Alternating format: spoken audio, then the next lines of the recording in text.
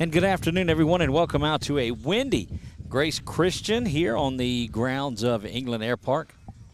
And, of course, it seems like the start of every season we're talking about that it is a windy Grace Christian field. It is it's amazing that the wind of what it does here in the month of February and March, the way that wind blows in here. But we're excited to bring you another afternoon of Grace Christian baseball. Again, it is opening day. We were out here for the Jamboree, I believe, on Saturday afternoon is when we were here. So excited to be back out here with you guys. I am Doug Gann alongside of Chuck Perkins. Finally got everything set up. The officials are having their meeting. You see head coach Josh Brown along with the Oberlin Tigers coach Doucette is out there. Spoke to him and made sure. So I'm getting ready for all of these names on there. And I was like, okay, is it Doucette? No, it's Doucette.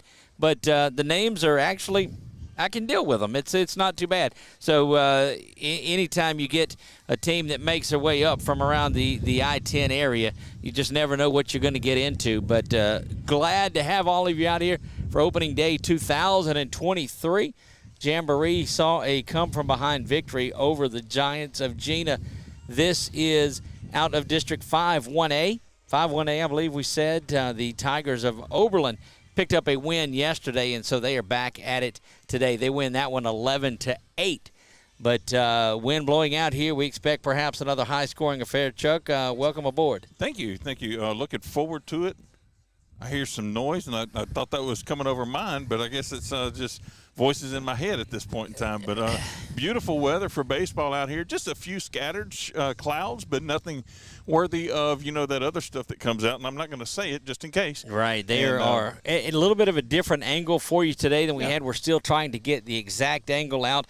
Hopefully we'll get it fixed up where we've got the camera out here and then the one from along the side where we were at. Love having the little perch that's out there for us, but won't be there tonight. We are out in center field today where we were for the bulk of all of the games last year. We moved over right above the Kinetics sign is where we're at underneath the scoreboard. So not to be confused with the Wallace Eye Associates scoreboard that you see there. Getting ready for the starting lineups to be announced. We'll go over them with you real quick. First for the visiting Tigers of 1A Oberlin. Number 17, Landon Vadrine. He plays first base and leads off. Number 13, Brett Bass will bat second and play second. Braylon McLeon plays shortstop and will hit third. Caden Manuel, the catcher, will bat cleanup. He is number 18. Batting fifth, number 20, E.J. Wolf, the right fielder for the Tigers. Sixth is number 3, Cadron Ford, the third baseman. Batting seventh is number 9, Jaden Bockermeyer, the left fielder. Batting eighth and wearing number 8 is Caden Dart. He is on the bump today for the Oberlin Tigers. And in center field, number 24, Andrew Manuel. Andrew Manuel plays center field and will bat ninth for the Tigers. For the Warriors, a little bit of a different lineup as Cody Davis returns following his illness. Still 4 or 5 players short from where they at full capacity, but the Warriors ready to get things going, and they'll lead off with a familiar face in center fielder number 42, Carson Courtright. Batting second, playing third base. He was catching Saturday night is number 32, Luke Johnson. He moves over to third base. Behind over at first base is the sophomore batting third, number 10, Canyon Wright. The catcher, Cody Davis, as we said, returns. He'll bat cleanup and wear number 35. Seth Cook will find his way back out to the hill today. Pitched just an inning on Saturday and thought he was just getting similar to a bullpen session. And indeed, he is back out there. Got to talk to him a little bit earlier. He's excited about being out there. Seth will bat fifth and wear his customary number 25. Batting sixth, playing shortstop, number 9, Maddox Adelise is there. Batting seventh, playing second base, number 3, Jack Powell. Batting eighth, your designated hitter, number 13, Micah Palmer. He is hitting today for the right fielder, number 28, Lane Barton. And batting ninth, playing left field, number 7, Aiden Cook. So resetting the defense for you, Courtright in center field. Left and right is Cook and Barton, respectively. Third base, Luke Johnson. Shortstop, Maddox Adelise. Second base is Jack Powell. First base, Canyon Wright. And the battery today for your Warriors, behind the dish, Cody Davis. And on the hill, number 25, Seth Cook just moments away from getting things going here, and we'll turn it over to the public address announcer as things just wrapped here and see if we can hear what's going on. I got one quick comment, some kind of an oddity. Typically your home team wears white jerseys, but for whatever reason today we have a home team in white jerseys, and we also have our visitors in white jerseys. I'll explain that to you in just a minute. Let's go over to the PA.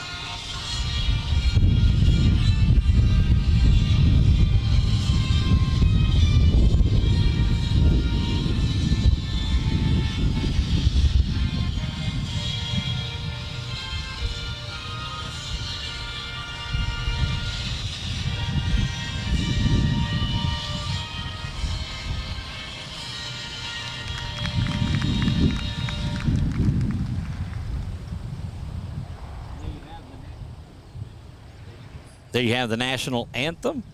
That means we are ready to get things going here. Again, 446 Sports presentations brought to you by Valex Federal Credit Union. Check them out at valexfcu.org. They are our title sponsor for all of our events that we will do in the 2023 calendar year. So a big shout out to those guys. Want to welcome Kelly Cunningham Harrell Appraisals and Consulting. Brand new to our broadcast. Could not do anything without them. They will be the title sponsor also for our brand new coaches show that we will have beginning next Sunday. Not this Sunday as we had talked about, but it will start the first weekend in March. And so we'll do that out at Fatburger.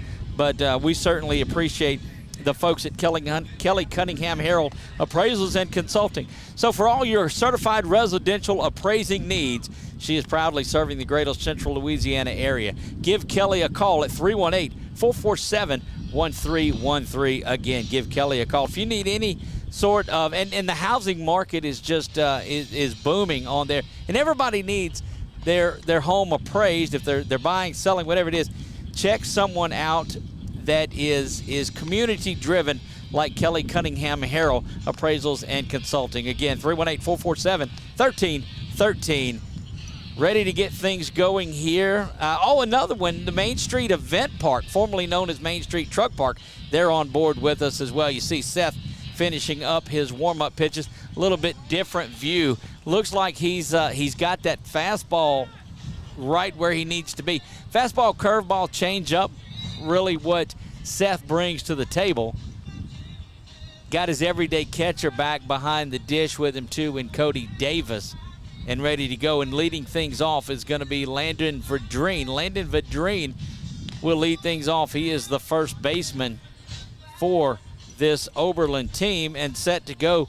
As I think all the pomp and all the circumstance, Chuck, is out of the way. It's time for opening day 2023, and here we go. And as they say, let's get it on, right? They do indeed. Different sport, but you know. questioning the music that they're playing here as Oberlin comes to bat. They're playing Eye of the Tiger over the PA system here, and for the Tigers of Oberlin. I was like, wait, come on now. Yeah, something's not kosher. There's the first delivery, and it misses low when Baseball 2023 is underway. Might want to pull that ambiance down just a tad, Chuck, if you can there. There you have it. Second delivery from Cook as he winds and fires this one. Misses on the upper half of the strike zone. That wind has followed us as it did at the start of last year, but I'll tell you, in a couple of months or a month and a half, we'll be glad. We'd hope for a little bit of this. There's that one in there. Seth pumps in the first strike of the game. 2 balls and a strike to Vidrine. Again, this Oberlin team picked up an 11-8 win yesterday. They play out of District 5 1A. That one misses up high also. Again, a little bit different defense for you as Luke Johnson moves over to third base, and Powell now at second. That one grounded foul back to where that brick facade is there nearest the home side, directly behind home plate. Boy, Chuck, it's not as windy as it was in Dyersville, Iowa. You are absolutely correct. I was trying to hold stuff down so it didn't blow around. That one is swung on it, driven into left field, and that is going to be a base hit for Vidrine as he gets things started for the Oberlin Tigers with a base hit down the line and to left. Turned on a pretty good fastball there, and that one is put there. Now, one thing to watch out for, Cody Davis, such a solid arm behind the plate. Brett Bass will stand in. He is the second baseman for Oberlin. Infield playing about normal, not really at double play depth. Drifting over is Powell, looking to shade towards the bag. Don't believe that the Oberlin second baseman is going to be able to get around, and that one is lifted foul, going to be out of play over there where, Chuck, you didn't park there, you parked down a little. No, you're right, huh? This is where you parked. We're in the truck tonight behind center field, so there you have it. You were parked over there last night. It's kind of like when you used to play in the backyard a pickup game, right? Right, this is it. 0-1, the count to Bass. And again, they're shading him to left field as the left-handed batter. Don't think he's going to be able to get around. Off-speed stuff, and I didn't see what he called there. I'm going with the ball on it because I didn't see him make any hand gesture. Speaking of that, we'll share a little something about New Orleans Mayor LaToya Cantrell here. Hand gestures? That one driven up the middle, diving attempt at it, but going past Adelise as he was diving into the gap, and back-to-back base hits for the Tigers, and they're looking to add on to that big 11-run outburst last night. Braylon McLeon, the shortstop, stands in from the right side. Yeah, she was videotaped at a Mardi Gras parade making some unruly gestures to one of the passing floats that was going by. So I'm sure it wasn't making the heart symbol with her. Always back in the news. Nobody down, runners at first and second, looking to square around and bunt, and that one is bunted foul. Cody went to make a stab at it, but it got over him and back, and probably pretty good because the runners would have advanced to second and third. This is one of those you see that the young man is bunting. That's the shortstop, Braylon McLeon. Throw that ball up high. It's more difficult to bunt that ball. And sometimes you'll pop it up if you work the upper half of the strike zone. Seth steps off. Vidrine on at second base. Brett Bass with back-to-back singles. He is at first. Again, if you see him square, Seth looking back, checking. A little bit of had an opportunity perhaps. They'll work on that. Seth does as good a job as anybody at holding runners on and getting into the mental aspect of the game. You know, some people pitch. Seth's a pitcher, and that he understands the game when he's out there and dictates the tempo and the pace throughout. There's that delivery, and it's going to hit McLeon on the backside, and he is on with a hit by pitch. And that will load the bases up early on. Nobody down for Caden Manuel, the cleanup hitting catcher.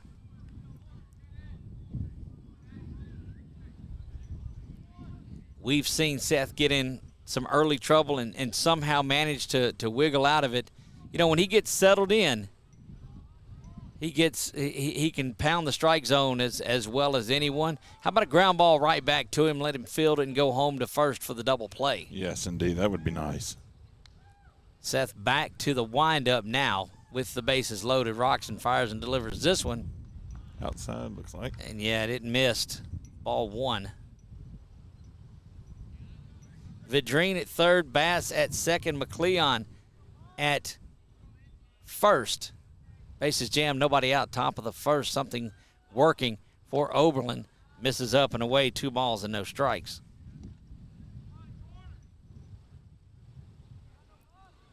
And Coach Brown's going to make his way out to the mound just to see. Seen a couple of miss from Seth and just wants to settle him down a little bit. And a lot of wisdom out there on the mound. You see Cody Davis come in there, Seth Cook on the heel, and Coach Brown with a lot of years experience in that dugout for Grace Christian. Only baseball coach they've had 20, goodness, longer than I've been around Grace Christian. About as long as you've been in sports broadcasting? Not quite that long. Okay. Not quite that long. It's been a number of years. Last season, 2022. Gosh, is it already? Yeah, we'll celebrate. We're on year 29, as a matter of fact. So, yeah, 2024, we'll celebrate 30 years of broadcasting. Goodness, I guess that's what's setting in and why I forgot that. Right? Here's a delivery from Cook. That one smashed out to right field. 1 run is going to score. Now you got 2 Tiger runners over at third, so you got 2 people on the bag, and they're going to get the second man out. So that'll be the first out of the inning, and I'll sort that out for you here momentarily. 1 run came across to score, give the RBI to Manuel, and he ends up with a base hit to right field and a single. Braylon McLeon will be the out that's on there as he ran up on second base. So you'll score that. Yeah, he ran over second to third, yeah. Score that 9-4-5 on the putout if you're scoring at home. And that erases the runner McLeon, the shortstop, that had reached via the hit by pitch. Now runners at first and third. E.J. Wolf stands in. He is the right fielder, bats from the left side. Really putting solid at-bats together is this Oberlin team. Not getting anything up in the air. All have been ground balls. Snap throw over to first. Not in time. And this is a little bit of that mental game that we told you that Cook likes to play. Not necessarily looking for the pickoff. We'll take it, but you just never know. And he'll put in some of those first to thirds, third to first. That one misses up and away. We saw him do that on Saturday. We'll go third to first, first to third, and it lulls the batter to sleep almost. Yeah. Wolf stands in there from the left side. He is the right fielder for this Oberlin team, and clears the dugout just a little bit. As Coach Brown, Coach Gann, Coach Ladner standing there and having to make do. I left that one for Marler to get, and he was unable to control that one, but it is a strike. Cheating them over. And again, late bottom half of the order, again, don't think you're going to get around on the fastball, and they have got they've got their defense moved way over to right. And that's why you're doing it. That one chased down the left field line for strike 2. But you see over nearly in front of us is left fielder. See, they've made an adjustment. Yeah, that's the right fielder, Lane Barton, that is shifted well near center field. And second baseman is straight up behind second. Like to see that changeup or curveball right here from Cook. The pretty pitch just misses out a bit. 2 balls, 2 strikes is what I have. Chuck, is that what you have? I have 2 and, yep, 2-2. There we go. I missed the foul ball putting it up there. Cook stares back in again. Runners at first and third would like to get out of this. There's that third to first we talked about, and he's going to have him. Oh, they call him safe, and my goodness. That's the one that we talked about there. And leaning off of the base appears to be a courtesy runner that is out there. That's number 12, Cameron Ford. Cameron Ford just about got caught napping, and that's a good way to get yourself in trouble. There's that move again. And that's the mind game that we talked about. And Seth, not in a time limit, not anything. He pitches at his leisure and really controls the tempo of this game from the moment he steps on the hill until his work is done. 2-2 count. Runner off and going. Davis lets that one fly. Going to have the out at second, and they will trade the out for the run. So the runner Bass comes in to score on the throw, and Cade Manuel is out, caught stealing. 2-4 on the put out. Was that shortstop or second base that come and covered that, Chuck? That was second base right there. All right, I think that was number 3. 2-4. Because he's right there behind it still. Is the put out. So some unconventional outs. And EJ draws the walk. So 2 runs, and believe you can hold them here. Cadron Ford, the third baseman, will stand in there. Solo runner at first base is E.J. Wolf via the walk. Had a couple of base running outs for the Tigers that may have run themselves out of an inning if Seth can go in there and get it, throw them a good ground ball, and let the Warrior bats come up and get going. Wind blowing out of here. You saw in the anthem, Old Glory was fully unfurled and blowing out to center. Here's Cook's delivery. Well, that was a mighty good-looking pitch, but it's just going to miss.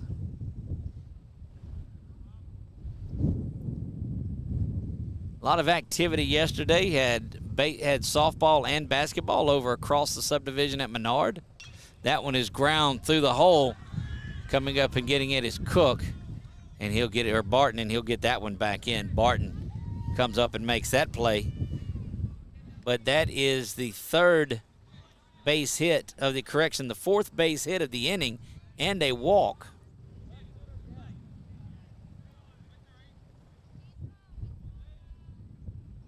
Correction, 4 base hits and 2 walks. Both outs have been via base running. Cook yet to retire anyone at the plate. It's been done on the bases. And quickly behind in the count here. Now you see them swung around as Courtright right in front of where we are, far to the left side of second base.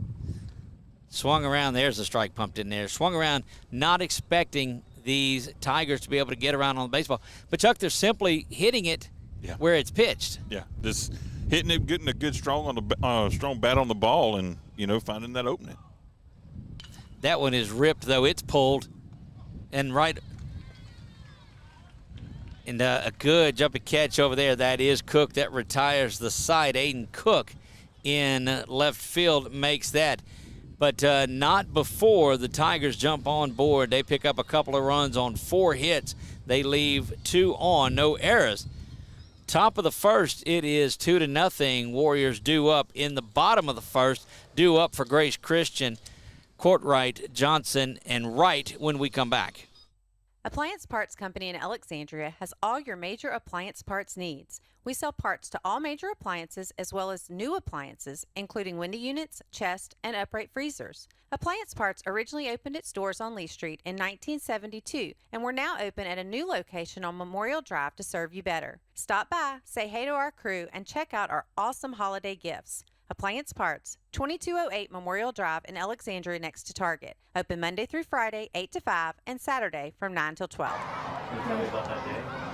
There was a huge assembly, and then he came to the gym, and he announced it. I would like to honor a warrior that is right here I was diagnosed with Wilms tumor kidney cancer. Colin McGee. We're going to fly you and your family to Universal Studios in Los Angeles to meet Adam Levine. Yes!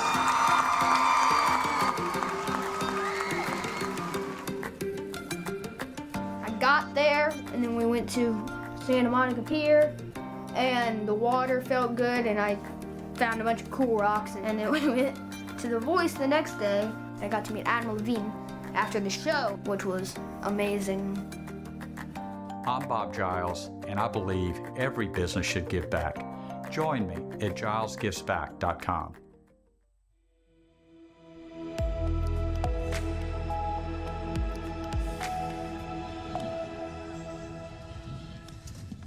Back to England Air Park we go, Doug Gann alongside of Chuck Perkins, and I'm going to get up here where I can see everything again. Well, there's that sun shining down. It hasn't quite made it down just yet, but I do have these shades that I'll put on occasionally throughout during the game today too. From that famous guy we know, right? So there is that. 2-0. Those are the right shades. 2-0. The Tigers jump on board. Chuck, I'm predicting a 5 spot in the bottom of the first. Yep. So, I agree. You know, and just go back with your shades one more time. I have one more thing to say about that. It's the right shades for the right time. Good grief, Chuck. Good grief. Yep, I'm expecting. I'm projecting 5 runs for the Warriors here in the bottom of the first. Good pitch starts things off. Carson Courtwright, the center fielder for the Warriors, playing center field where he is accustomed to. Caden Dart, and that's the kind of name you want for a pitcher. Dart. No doubt. Swung on and missed. That one is actually Ouch. fouled back, and it got Carson, got the catcher, got everybody, and Courtwright down 0-2. Courtwright, one of the better 2-strike hitters. A lot of this Warrior lineup is as well. Yeah, I agree with that. Saw him just the other day. How good that first part of this lineup is in batting. Dart stares in, 0-2. The count to Courtwright. That one misses down low.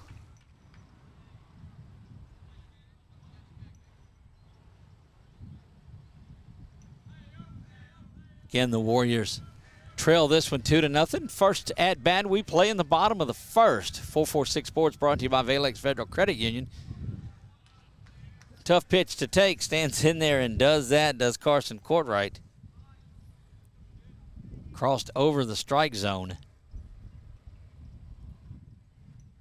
and finishes up out onto that batter's box. Here's the delivery now.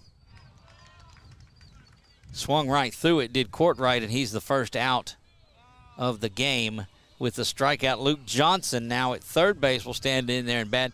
We see, we talked about it yesterday. Most of the time you'll see him bat from the left side. Most of the pitchers that you see in high school baseball are right-handers, and so he stands around the bat that way. But if you do get a lefty, he can switch around and bat the other side of it and hits with power. Either way, that one misses low, and ball 1. Well, not as cold as it was. So Saturday we had the gloves on and the hat and all of that, and Sunday for the parade I was in shorts and flip-flops. Begging for the sun to come out. Now we're begging for it to go down. That one ground to second base, and boy, did I put the jinx on him predicting anything. That's 4-3 on the putout for out number 2. Canyon Wright will stand in. I think you kind of have to. Yes, you have to go to the shades, but I can't see at him. I don't know how he did that. He dropped off a pair of shades with us yesterday, and he says, "Here you go, keep these." Merry Christmas. And so I guess he had a couple of base hits yesterday and a walk. That one misses low from Dart, who living up to his name is throwing darts. He is.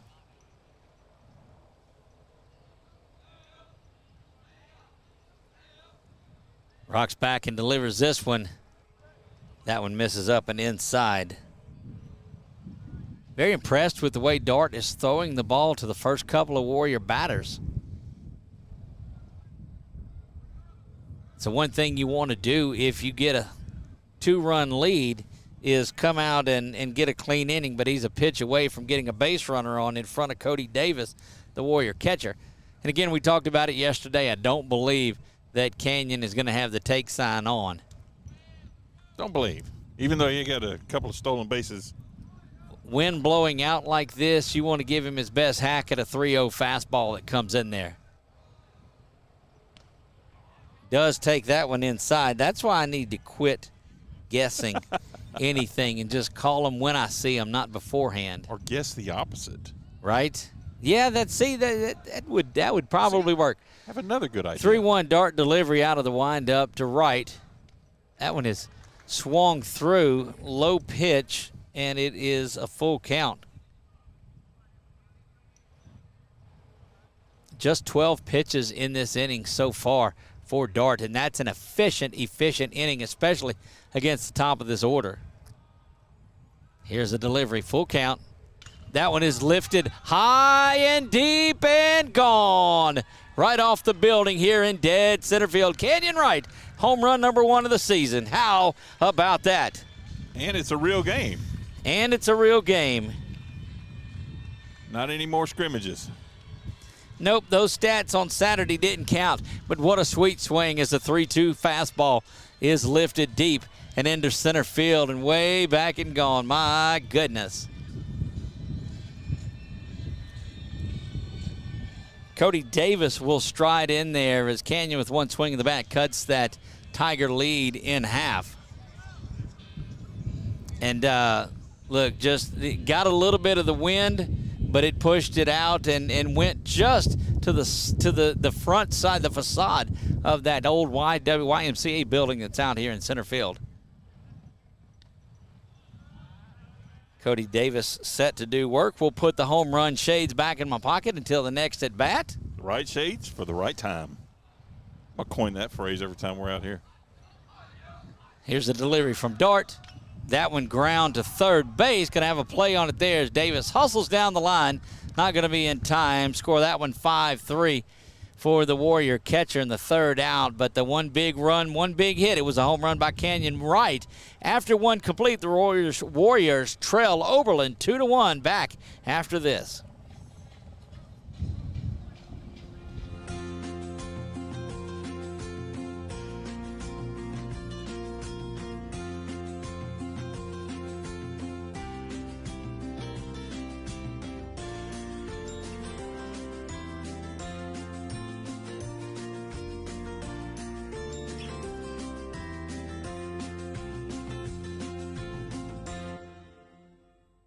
BK Distributors is proud to support high school athletics on 446 Sports. BK is the one-stop shop for trophies, banners, awards, letter jackets, and just about anything award-related. And now, welcome BK Apparel and BK Promotions to the family. For all your spirit apparel needs and anything you need to brand your business. When you think of anything you need with your name on it, think BK. Check them out on Facebook or at bkdistrib.com. BK Distributors, Apparel and Promotions in Pineville. Our mobile banking app is changing the way we bank. Things are getting easier, transactions are getting safer, and you have access 24/7. All the functionality of banking you're used to, made easier to use, anywhere, anytime, and more secure than ever. Simple, seamless, safe. Download our mobile app today.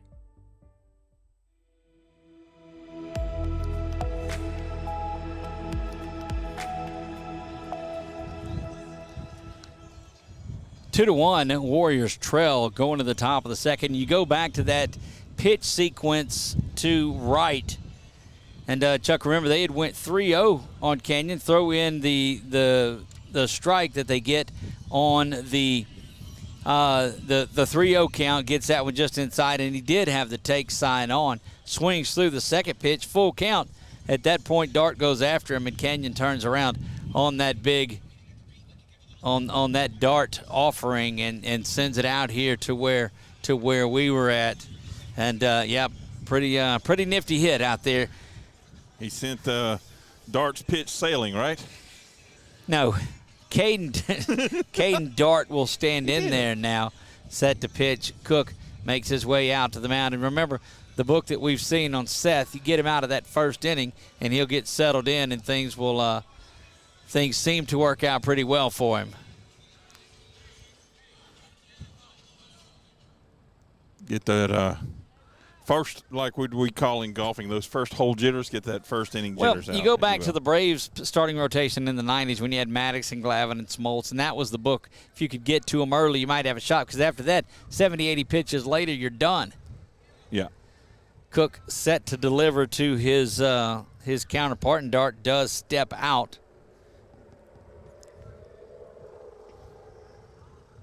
Home run number 1 for Wright for the season.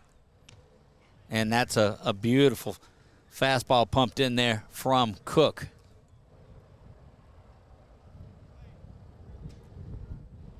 Day starting to turn tonight here at Grace Christian. Lights not quite on, starting to come on.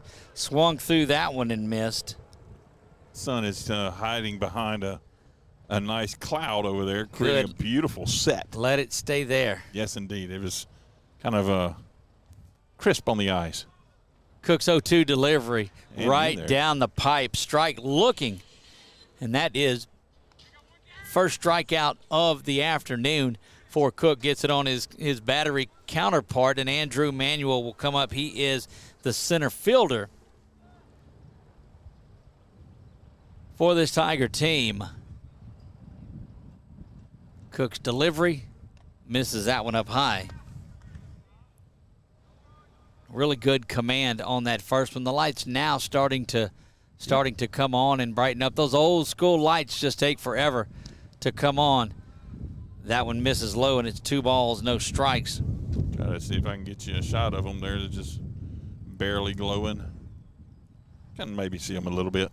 Cook working a little more tempo now that nobody is on base. That one up and away, 3-0.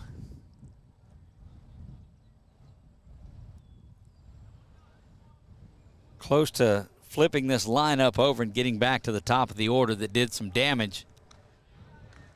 And does. That one is up for a 4-pitch walk. And that will put the center fielder, Andrew Manuel, on base. Landon Vadrine, who singled to left field and scored back in the first, stands in there ready to go to work.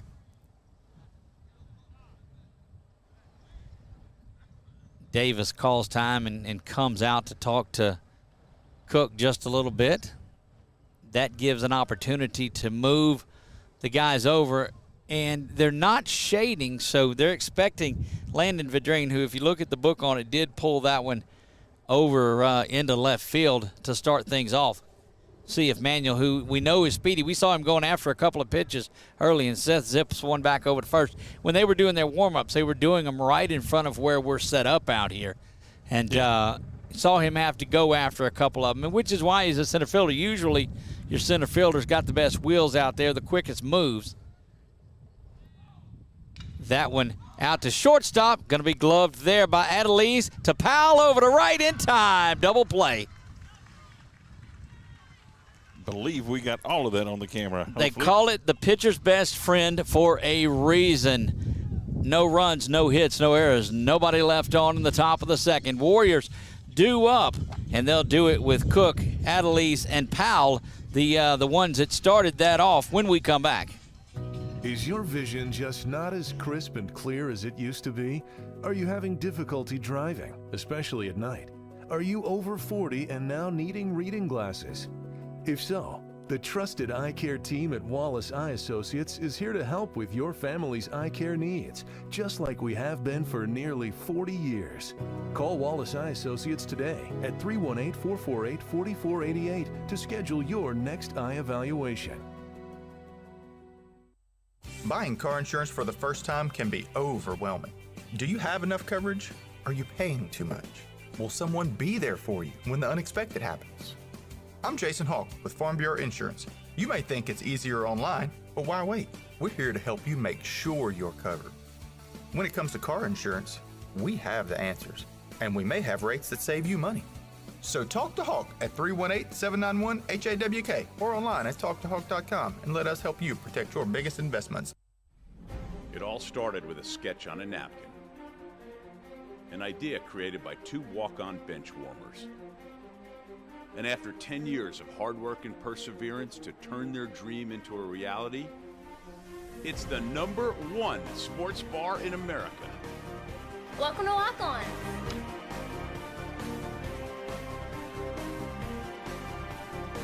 Walk-ons, because everyone needs a little playing time.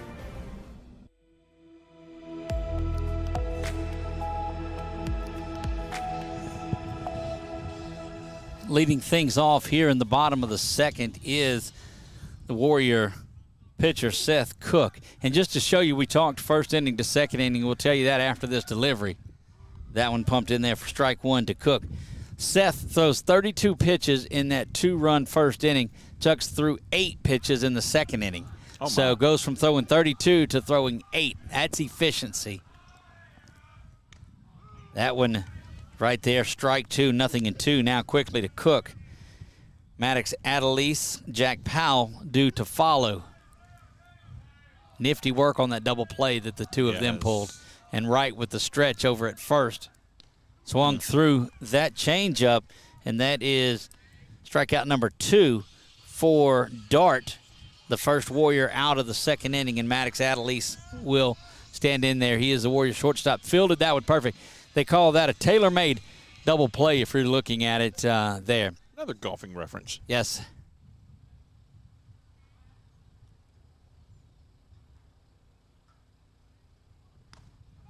Strike there. Actually, to help you out with that reference, it is a stitching term back to the tailors of the old days that would make the suit perfect to fit.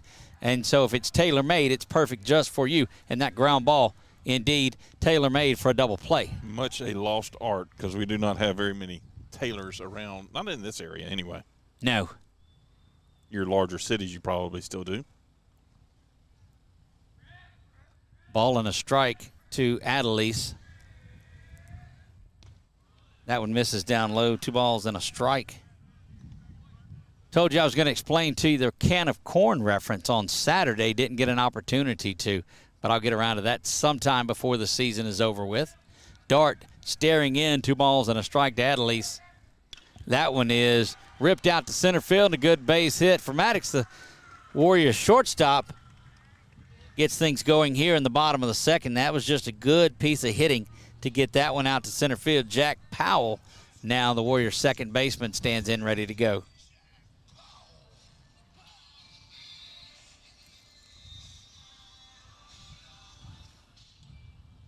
Warriors want to keep something going. You notice I made no predictions before this inning. I made certain not to do that. I can announce or jinx with the best of them. Let me tell you, the announcing is not the best of them, but the fact that I can jinx things from happening, that is almost a given. Superstitious much?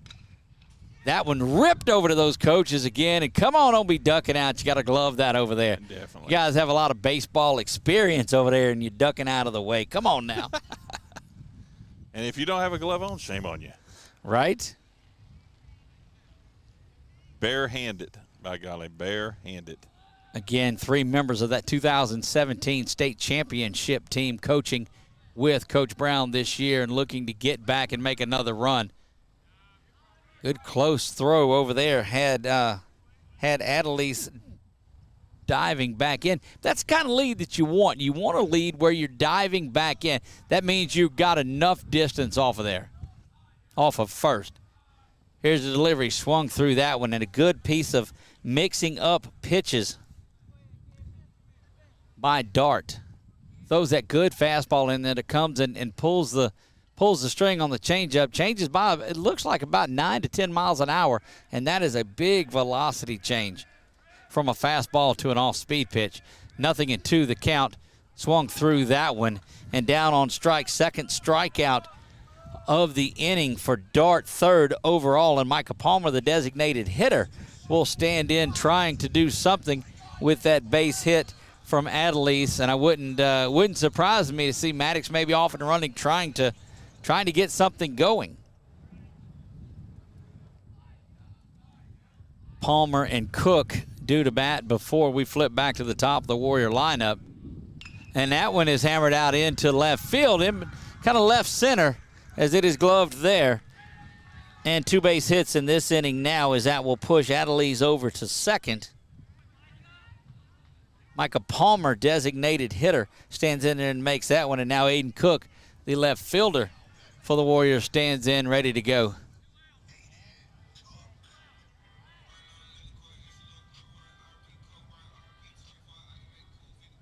Seen him in the stretch just a couple of times as Dart.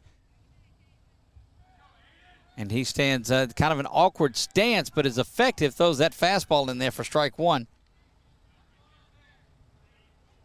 Courtwright on deck. Carson Courtwright, center fielder for the Warriors, stands in there should he get the opportunity to hit this inning. Aiden Cook's got to keep this inning alive, though. Dart looks back at second base. Checks a couple to the flashing second baseman, and that one's right off of the back of Aiden Cook. Chuck, and we talked about that yesterday, or Saturday. I keep saying yesterday. It's been a long weekend. I was going to let you just go with it. I've learned not to try to correct you because I can kind of get in the midst of some things. Well, my brain sometimes gets 2/10 the size of a normal brain. But there we go.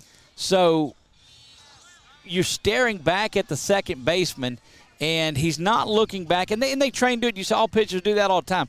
But it does take a little of your concentration off of the batter. And so as that head comes around, the ball stays out there with it, and it went in the back of Cook. And now Carson Courtwright with an opportunity. Rips that one to the shortstop, and it's bobbled and goes through his legs. Sending the runner. He's going to have a play at the plate. Not in time. 2 runs come across for the Warriors, and they take the lead.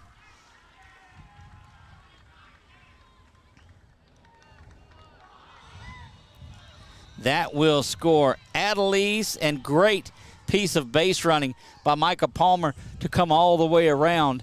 Staying at second base is Cook. Did not advance on the throw, but now you got the hard-hitting Luke Johnson that will stand in there from the left side. 3-2. Warriors take the lead with 2 runs at the bottom, and that one is lifted way back, and it is off the base of the wall. 1 run in. Courtwright coming around. He'll stop at third, and Luke is in there with an RBI single.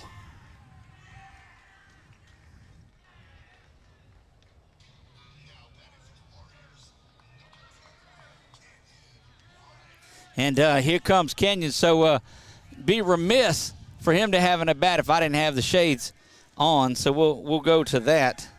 There you go. And that's see he gives us those yesterday, so we had to make sure that we've got them out here and on. Had them for the home run earlier. That one misses up high. So Courtwright give him, he's over at third. An RBI to Luke Johnson finds him at first base. Runners at first and third are Courtwright. Great work, though, by 6, 7, 8, 9 for the Warriors here in the bottom half of the second, as it's led to a 3-run inning. The Warriors looking for more with 2 outs. Canyon calls time and steps back out of there. You know, one of the things, Chuck, through the years of any good ball club, but being able to hit and get on base with 2 outs and get 2-out rallies, you look at statistics throughout of runners scored after 2 outs. Canyon drives this one. It's going to be bobbled again by the shortstop. Throws over, not in time. And a couple of errors by the shortstop today, and that's got Courtwright to score. Johnson makes his way to second base, and Canyon is on with an error. Goodness gracious. Give the error on the ground ball from Courtwright. So no RBIs there, and all runs after this are unearned runs. Canyon Wright reaches via the error, and that brings up the Warrior catcher with runners at first and second. 4 runs now, and I told you that'd be 5. I just didn't tell you when. I did. I told you last inning, but nevertheless. That one misses outside. This Cody Davis represents the 9th man to bat this inning for the Warriors. So batting around, and the bulk of this has been done, the damage with 2 outs. That one misses up high. Quickly 2-0, and you just wonder if the mental side of the game for Dart just got to get settled down a little bit, but these Warriors don't give you an opportunity to. They just continue to swing the bat. Has it dulled the point or pulled one of the feathers out of the dart, right? That one misses low. You know, in the post-game show last Saturday, the comeback was started by 6, 7, 8, 9 in that order that allowed the Warriors in the bottom of the fifth to come back, take the lead, and eventually hang on and win it. And the damage was started here again at 6, 7, 8, 9. It really has. There's a strike. 3 balls, 1 strike to Cody Davis. Seth Cook stands on deck wanting to get his second at-bat of this inning. That one misses low, and he'll get an opportunity with the sacks packed as Johnson goes to third, right down to second. Cody Davis on with a base on balls, yet to get a hit, but has reached now this time, and Seth Cook will get his second at-bat, wanting to atone for started the inning off with a strikeout, so he's seen him once, may not get to see him again. Coach Doucette making his way out and not sure if we will see Dart continue in this one. He's looking back, and, you get through the lineup a couple of times, and you just say, okay, well, they're seeing me pretty good this trip through. But I go back and I talk about 6, 7, 8, 9 for these Warriors, and they've done it the last couple of times that we've seen. So they do stay with Dart. We'll get an opportunity when this game is over to talk to head coach Josh Brown, and that's going to be a point of contention about the fight of the bottom half of his order.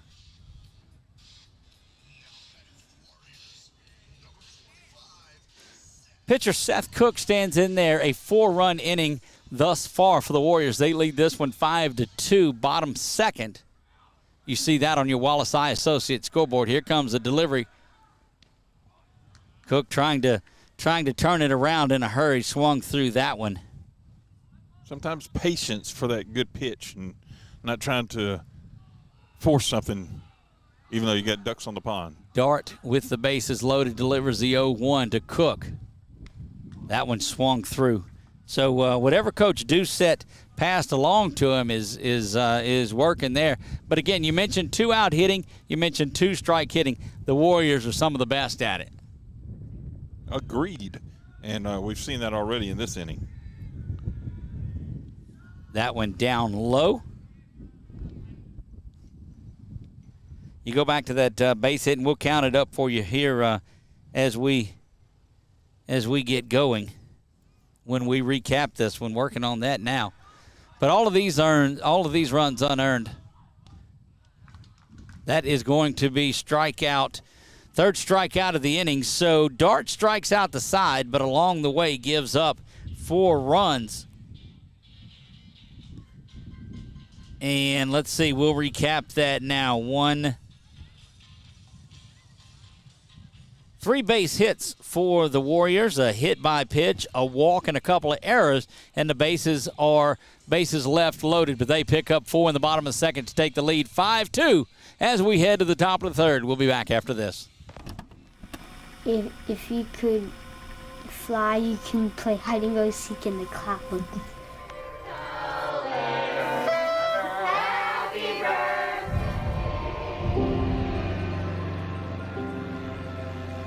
I want to be a pilot. So you can see the whole entire world.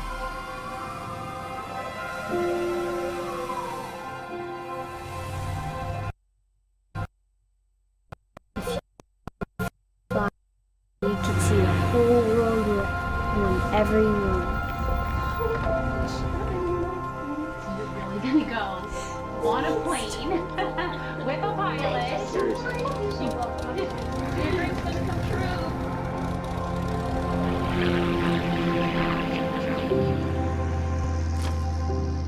Please join us in supporting Dreams Come True of Louisiana.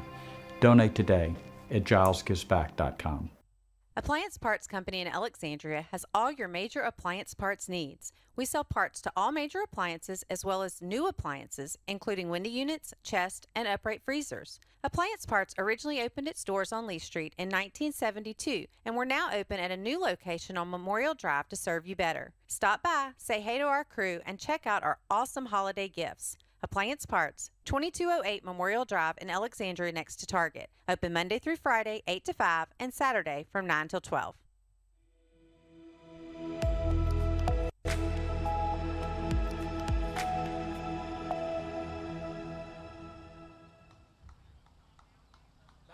back to Merrill Blackburn Field, and the Warriors put up 4 runs in the bottom of the second. You see the lead 5-2 on our Wallace Eye Associates scoreboard there. Grace Christian Baseball brought to you, and all sports all season long brought to you by Valex Federal Credit Union and a number of fine sponsors, and we'll introduce another one to you here in just a moment. Ground ball over to right. Going to bounce and just go foul. Had an opportunity at it. But welcome aboard to Kelly Cunningham Harrell Appraisals and Consulting for all your certified residential appraising needs. Proudly serving the greater central Louisiana area. Give Kelly a call at 318-447-1313. Brett Bass stands in, ready to go. He had a base hit and scored a run back in the first. And now he sees a 1-1 count. Cook would like to replicate that 8-pitch inning. That one goes up to short. Going to be grabbed by Adelise, and he's unable to hang on to it and score that E6. So, having reached both times, one via the base hit and one on that error. And now that brings up Braylon McLeon.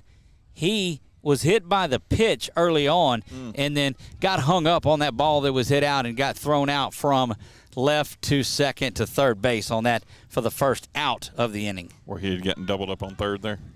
Yeah, when there were 2 runners. He was the runner that was over at third base that caused that. Seth's trying to get him again. An equal opportunity base worker there as he was trying to say, look, I got you at third earlier. Let's try to get you at first.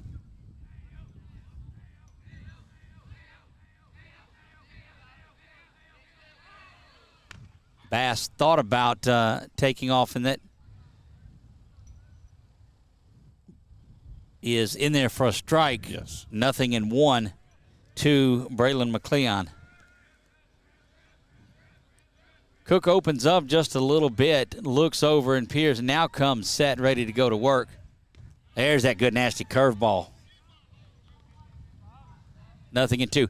And when Seth gets command of his pitches, and I've told you this, he's just as solid and he'll roll along. 32 pitches in the first, only 8 in the second, helped out by that 1-pitch double play.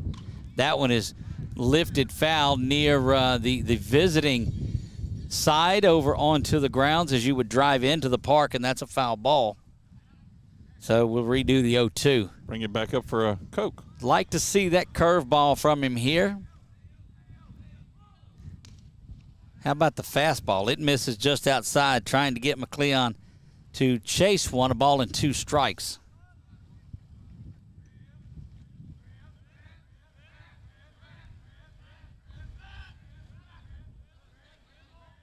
Cook comes set and delivers this one. That one misses low. Evens the count at 2 balls and 2 strikes.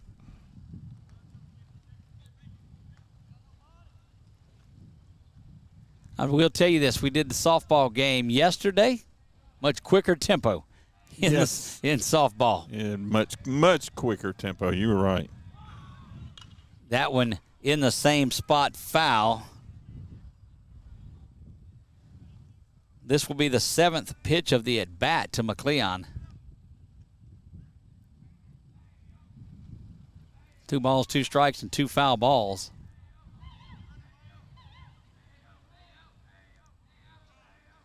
Time called by Braylon as he steps out. Again, Braylon was the subject. He hit by the pitch and then was thrown out going to third. Found that spot, hadn't you? So you'll start to see everybody start to shift over just a little bit as Braylon has shown that he's not able to get around all the way on that fastball. Look, the infielders, you'll see you see Powell shifted over and favoring close to the bag is Adelise, kind of covering / getting ready in case one comes up the middle. That one misses high and away, and Cody's still going to come up firing, unable to get it there. Had chance, but missing that one high was Cook.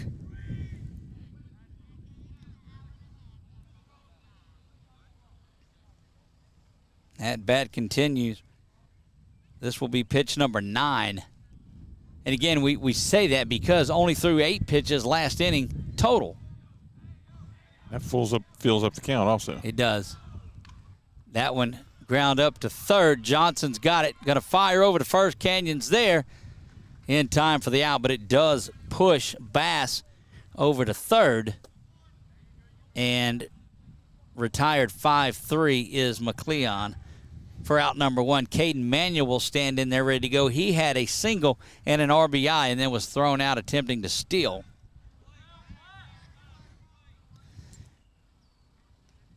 Manuel hit the ball over to right field his last time up, so that one in there for a strike. Good-looking pitch from Cook.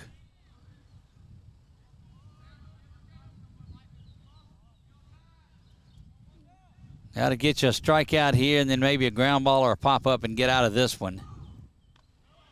That one up high. Hope you enjoyed your Mardi Gras, or you're enjoying your Mardi Gras. I'd hate to be down there in New Orleans for a day like this. No doubt. Cook rocks, fires, and delivers this one down low, misses.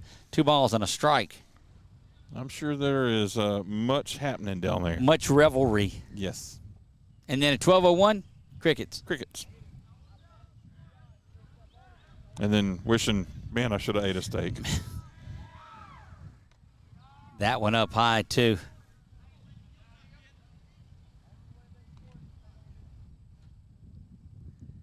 This, leaving that one up high, a couple of them, we saw the one that was early that went up to the backstop, and the last couple have missed high from Cook. He sits back and rocks and fires.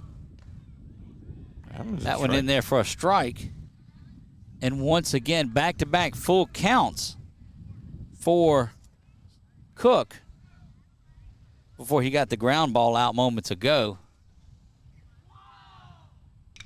That one ground over to Powell. He's got it sliding, making another big-time play, getting the out, but it will be an RBI for Cade Manuel, his second RBI of the game.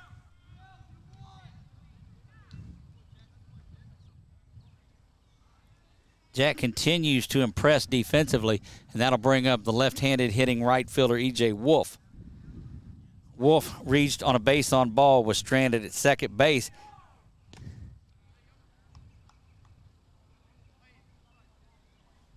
And that one misses, ball 1.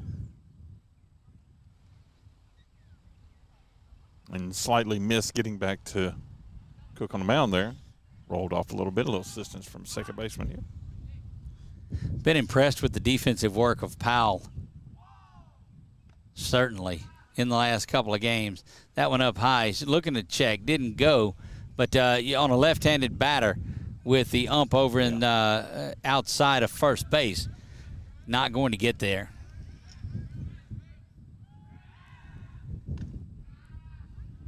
That one misses, and 3 balls, no strikes. A tale of innings, 32 in the first, 8 in the second, and we'll count the pitches up for you in just a moment.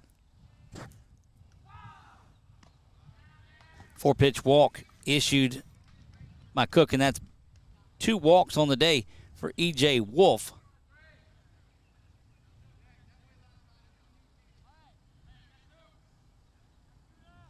Already 22 pitches in this inning, so sitting at 62 pitches through 2 2/3, clinging to a 5-3 lead.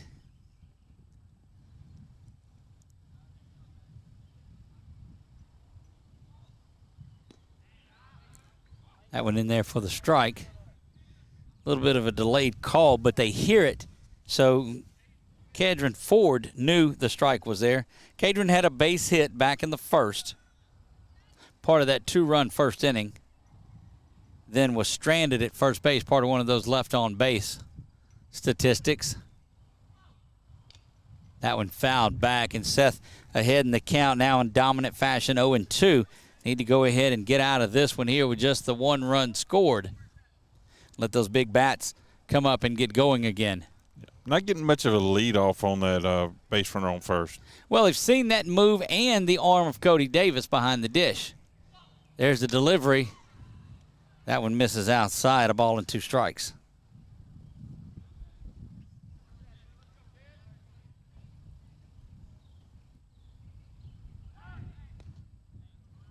And just like that, I say something. Go ahead and keep just him. checking him there, saying, hey, we see you too. Yeah. Just go ahead and keep a foot on the bag. Bottom of the, or top of the third, we play 5-3. Warriors have the lead, partner to that big 4-run second inning. That one misses down low, evens the count at 2 balls and 2 strikes. So Seth had got ahead 0-2. Couple outside the strike zone trying to get forward to chase. Tiger third baseman not doing it. He's got a base hit on the day. We'll see what happens here. 2-2 delivery, fouled, and now the coach is on the opposite side jumping around. That one just skeeting right on down the fence there. Cleaned up there by the right fielder. A lot of action coming in this weekend. Of course, the Warriors, part of that that tournament that they're hosting with Ash. They'll play Ash Thursday evening, too, so that'll be a good one here at Grace. That one's in there. Beautiful pitch. Gets the strikeout, does Cook, and that is strikeout number 2 for Cook on the afternoon. Both of them are looking. So the Tigers pick up 1 run on no hits, an error, and 1 left on. So after 2.5, Warriors lead this one 5-3. We'll be right back.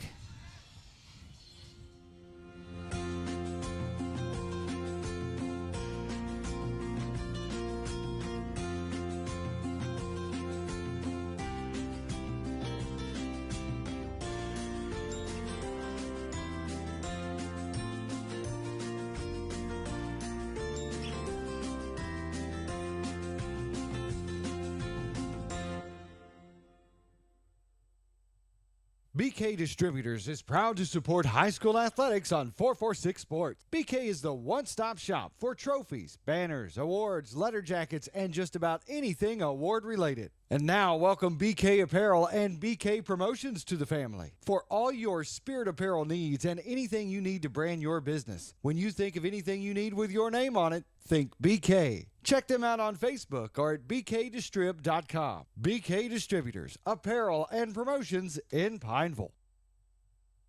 Our mobile banking app is changing the way we bank.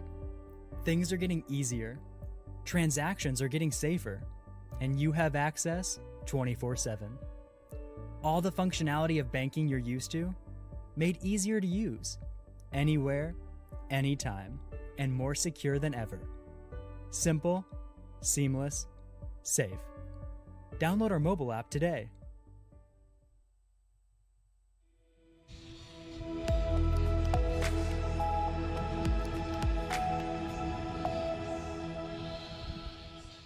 Six, seven, 8, 9 due up to face Dart once again. Bottom 3, that's Adelise, Powell, Palmer, and Cook. Aiden Cook.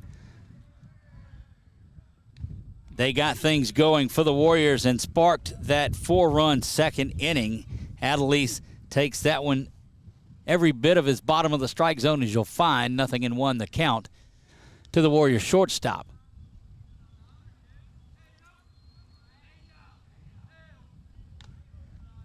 That one up high.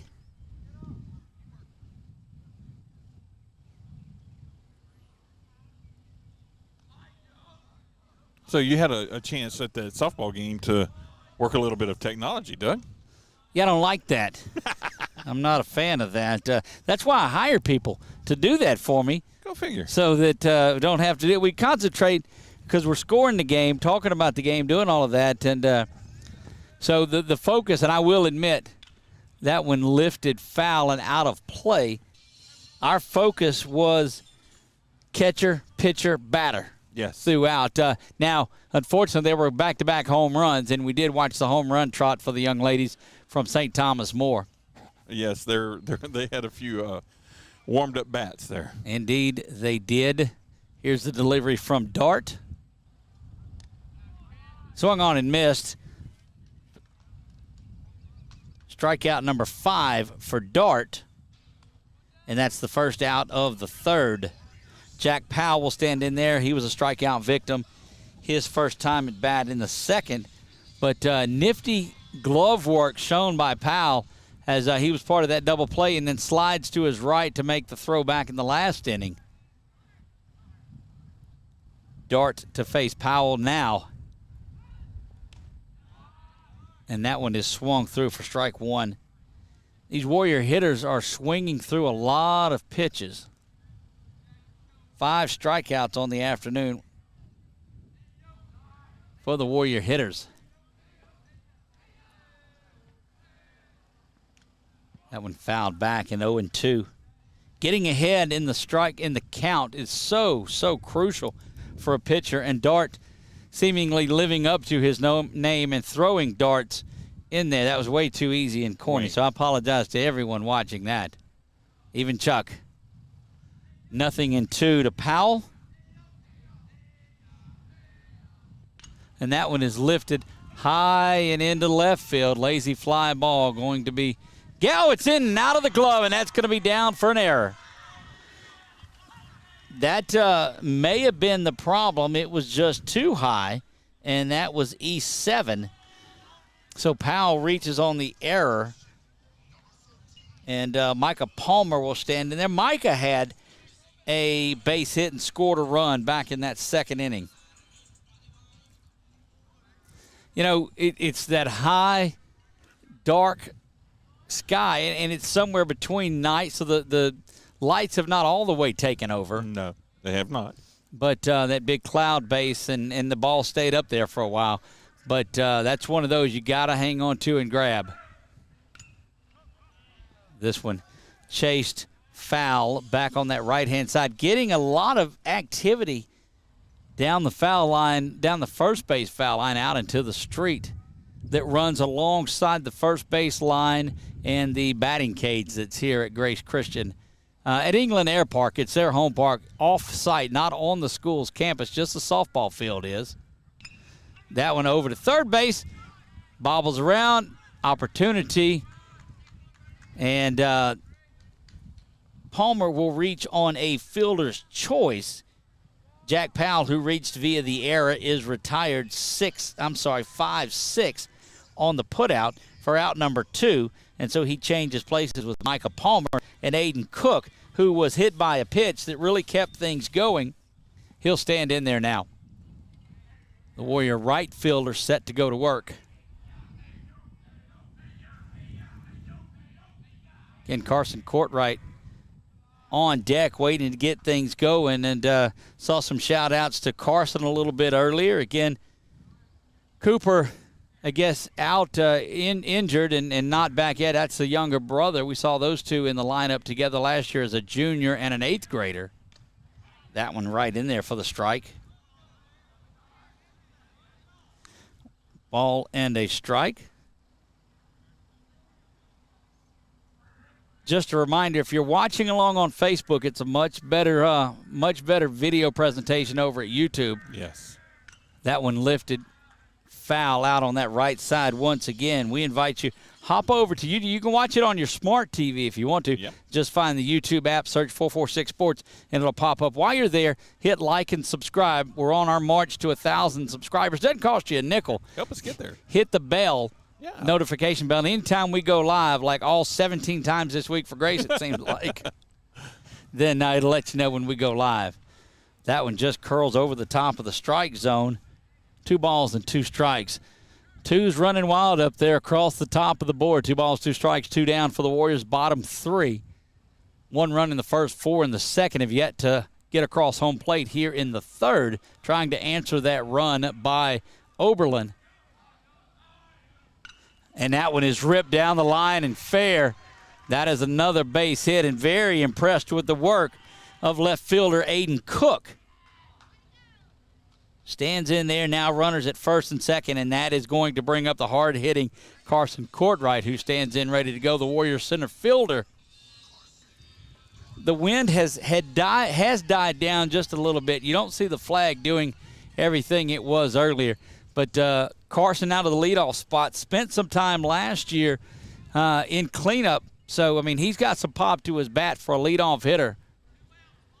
They'll put him out there. Runners, of course, will be running with 2 down on anything that's hit. But Carson can turn around a fastball as well as anybody top to bottom in this lineup, and he calls time there and backs out. Carson yet to officially get a base hit. Strikeout in the first, reached on an error, and scored there in the second. Takes that one outside.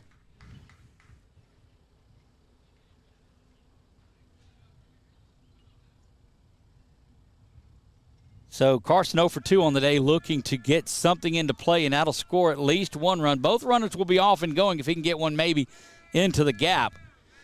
Courtwright measures it up, now set, and that one bounces up, but a good job back behind the dish for the Tiger catcher, Caden Manuel, who backhands that and keeps the runners to where they are.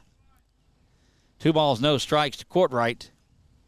Just trying to scratch and get on base any way he can. Yes.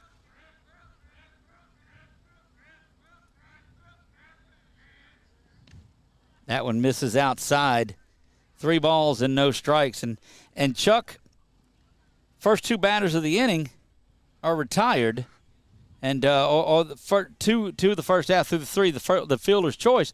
But now with 2 outs, the Warriors looking to get something going. They got all of their runs with 2 outs in the last inning. That one right down the pipe. But certainly not swinging at that one. If he throws one across the outside of that plate, it's going to, in my mind, I'm already envisioning it hitting it, coming in, curving around here to this right field side and staying fair and rolling into that corner. As long as it doesn't hit the camera. Well, no, a little bit further to our left. That one misses down low, and Courtwright is going to be on via the base on balls. And Luke Johnson strides to the plate, who's 1 for 2. Got jokes here in Grace Christian, don't they? Walking on sunshine plays through sunshine. That's it. Gotta love them. Oh, and there we go.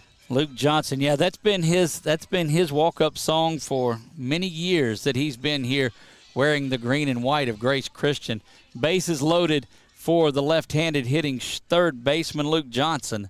Caught in Cody Davis's absence on Saturday, but is back at his comfortable position of third base. Played a lot of shortstop for the Warriors, too. That one misses low. Nowhere to put Johnson, and a walk is a run, but the Warriors are looking to score in bunches. Seeing if they can provide a little more of that 2-out magic here in the third that they had in the second. That one is going to be ground to third and stepped on. So all of the drama that we built up ends with a 5 unassisted and a put out. Warriors leave the bases loaded in consecutive innings. They pick up no runs on, let's see, just the one hit, leave the bases loaded on there. So score remains 5-3 after 3 complete. Back for the top of the 4th when we come back. There was a huge assembly, and then he came to the gym, and he announced it. I would like to honor a Warrior that is right here. I was diagnosed with Wilms tumor kidney cancer. Colin McGee. We're going to fly you and your family to Universal Studios in Los Angeles to meet Adam Levine. Yes!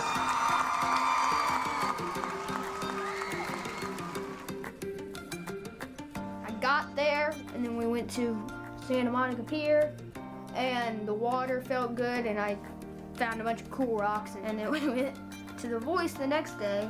I got to meet Adam Levine after the show, which was amazing. I'm Bob Giles, and I believe every business should give back. Join me at gilesgivesback.com. Is your vision just not as crisp and clear as it used to be? Are you having difficulty driving, especially at night? Are you over 40 and now needing reading glasses? If so, The trusted eye care team at Wallace Eye Associates is here to help with your family's eye care needs, just like we have been for nearly 40 years. Call Wallace Eye Associates today at 318-448-4488 to schedule your next eye evaluation.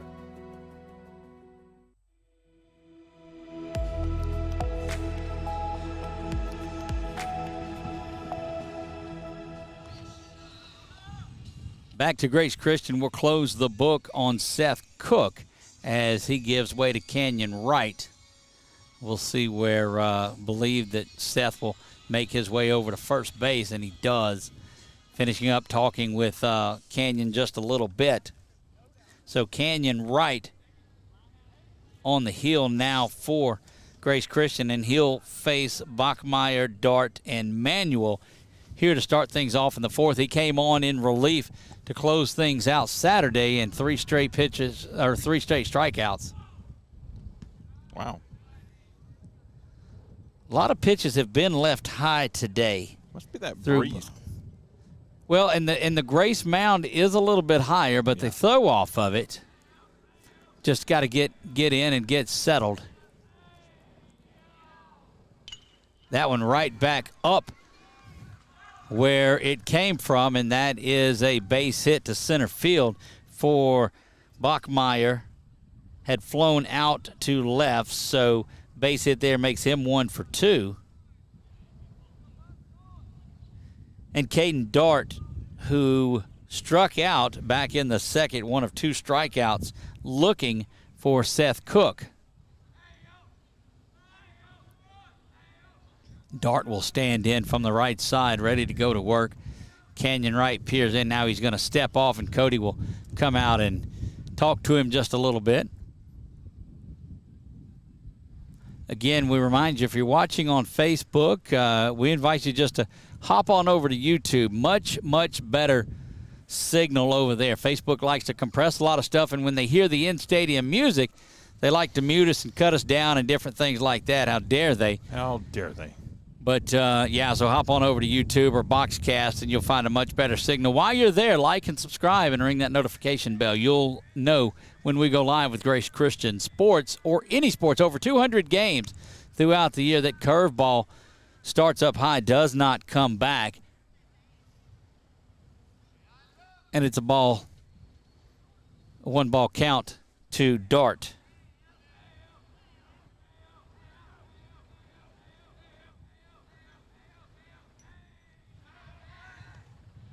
Still a good throw over, but not much of a lead for Bachmeyer there. The left fielder, Jaden Bachmeyer, left fielder for the Oberlin Tigers. Again, Oberlin 1-0 on the season. Scored 11 runs in their win yesterday, gave up 8, but hung on to win 11-8. Canyon delivers that one down low. 2 balls and a strike. Infield stays the same, save for Cook and Wright switching places. Powell at second base, Adelise at shortstop, and Johnson at third.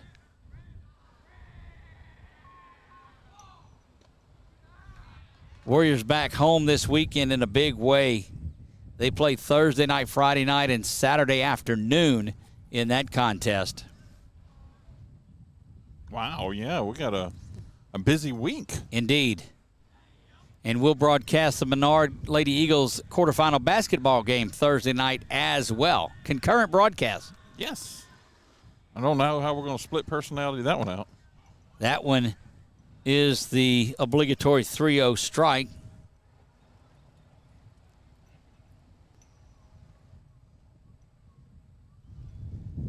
Wright looking for a ground ball here, perhaps.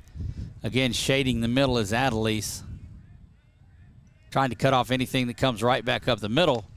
And that one, speaking of right in the middle, that one goes down the middle of the plate.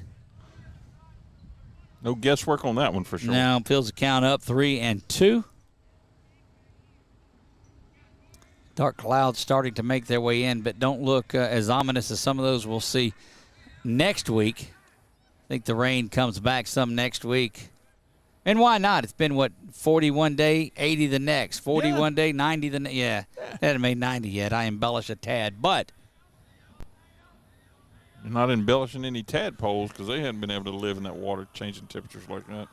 Full count delivery is lifted high behind the plate. Davis throws the mask away, but Canyon comes up and makes that one all the way from the mound. And good thing he was there because I don't think that Cody saw it, but scored that as the pop out to the pitcher in foul territory.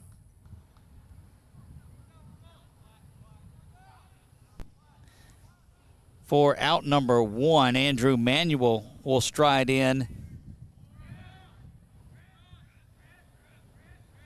He was retired as part of that double play, but reached via the base on balls. Then was part of that 6-4-3 double play that went from Adelise to Powell to Canyon. Canyon looking to throw one of his own now and get that back going. Manuel was on base at the time.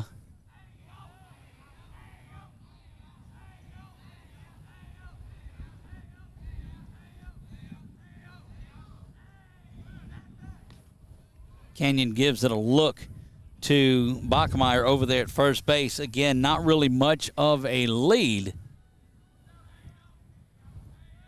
A little confused with the week, but Chuck, this may be our most broadcast week at all. The only one we're not doing one is Wednesday night, and I take that back because the Lady Eagles game now is Wednesday night because they won't play on the same day that a team is playing in a quarterfinal playoff type matchup normally. So unless they had to, which you turn around, St. Thomas More had to because Mardi Gras was down there. You carried the one, and that's why that game got moved to tomorrow night. So we will broadcast Monday through Saturday this week. So I have to go in and change the scheduling for Wednesday night, not good Thursday. Good thing I told you that, huh? Yeah.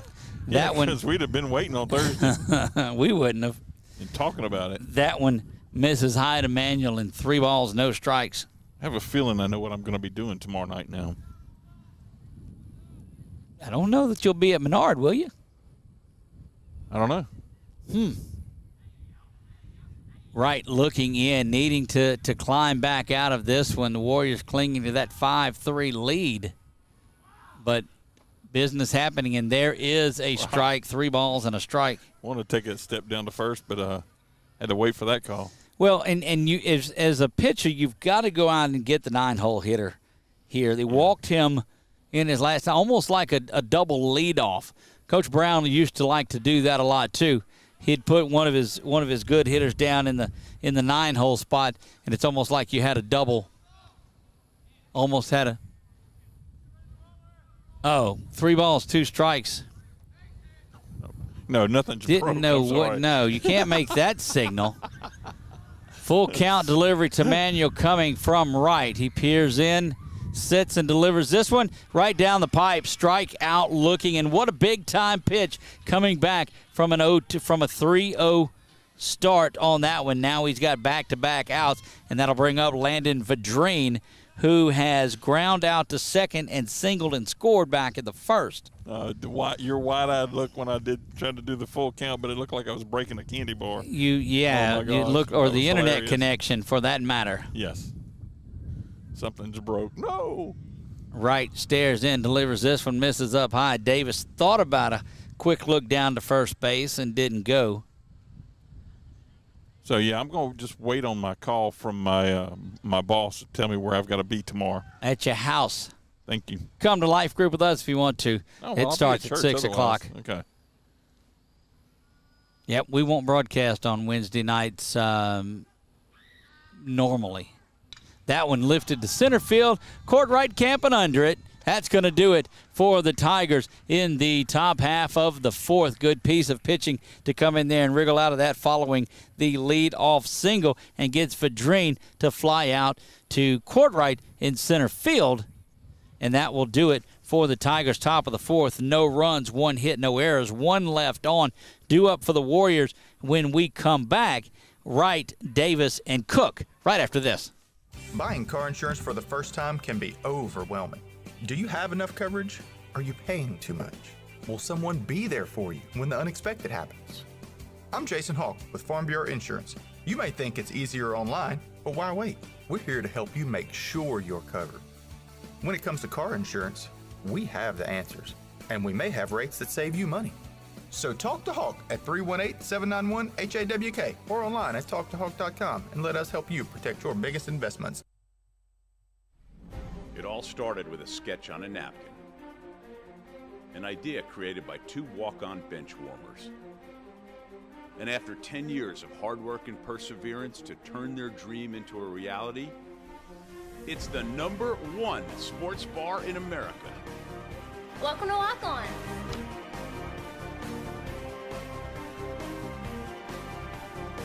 Walk-ons, because everyone needs a little playing time.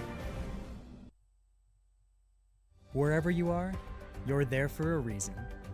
You shouldn't have to make a trip to the branch to deposit a check. Skip the trip and use our mobile app to easily and securely deposit checks right from your phone, day or night, wherever you are or whatever you're doing. Download our mobile app today.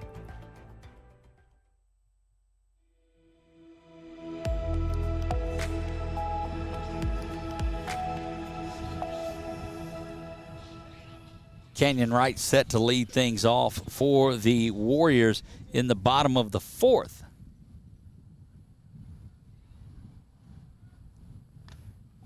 Already the 1 home run on the day for Canyon, and reached on an error as well. So 1 for 2 on the day for Canyon as he takes ball 1. Stepping back and going to go over and talk to Coach Brown just a minute. You know, how's that song go? I'll wear my sunglasses at night. Yeah, at night. Yeah. Corey. Corey somebody or another, wasn't it? Yeah. That was back in the 80s, Chuck. Yeah, that's Good why I grief. didn't try to sing it. Corey Bridges? Corey, I don't know. I don't. Anyway, Corey something or another. I digress. Curveball in there, strike 1. Good pitch. Nope. Oh. Well, they may adjust that. It looked like he called the strike to me, and they did. One They ball, did. 1 strike Okay. finally makes its way up there, yeah.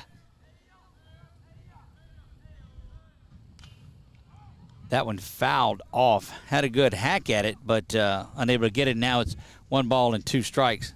It's difficult to wear these shades at night because you can't very well see out of them. And next thing I know, I'm going to have cracked shades with them busted right in the middle. But I'll put them back in my pocket so they'll be there. He strikes out. I'm going to tell him you took them off.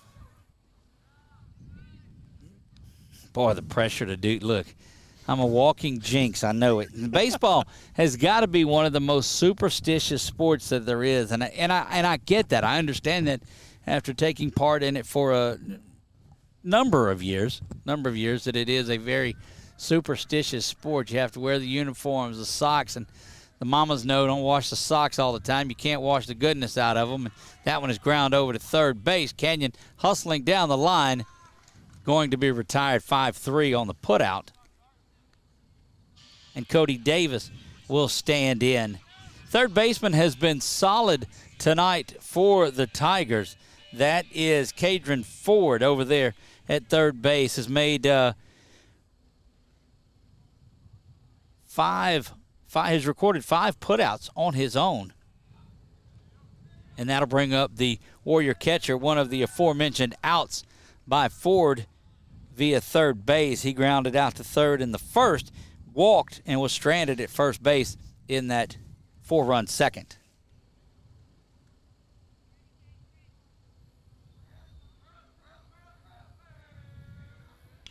That one lifted right to where we're at. Got a chance and left, but pulling up there, and Cody Davis is going to be on with a single to right field.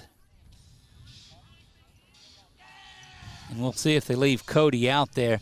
The catcher for the Warriors does have an opportunity for a courtesy runner, but Cody's such a crafty base runner that I don't believe that you'll see that made, and that'll bring Seth Cook, who in line for the win in this one, started on the mound and left with the 5-3 lead.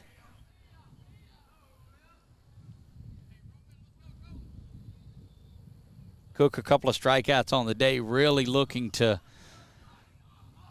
get going this season, and he does. Promptly deposits one between the official second and first base, and he's on with the base hit.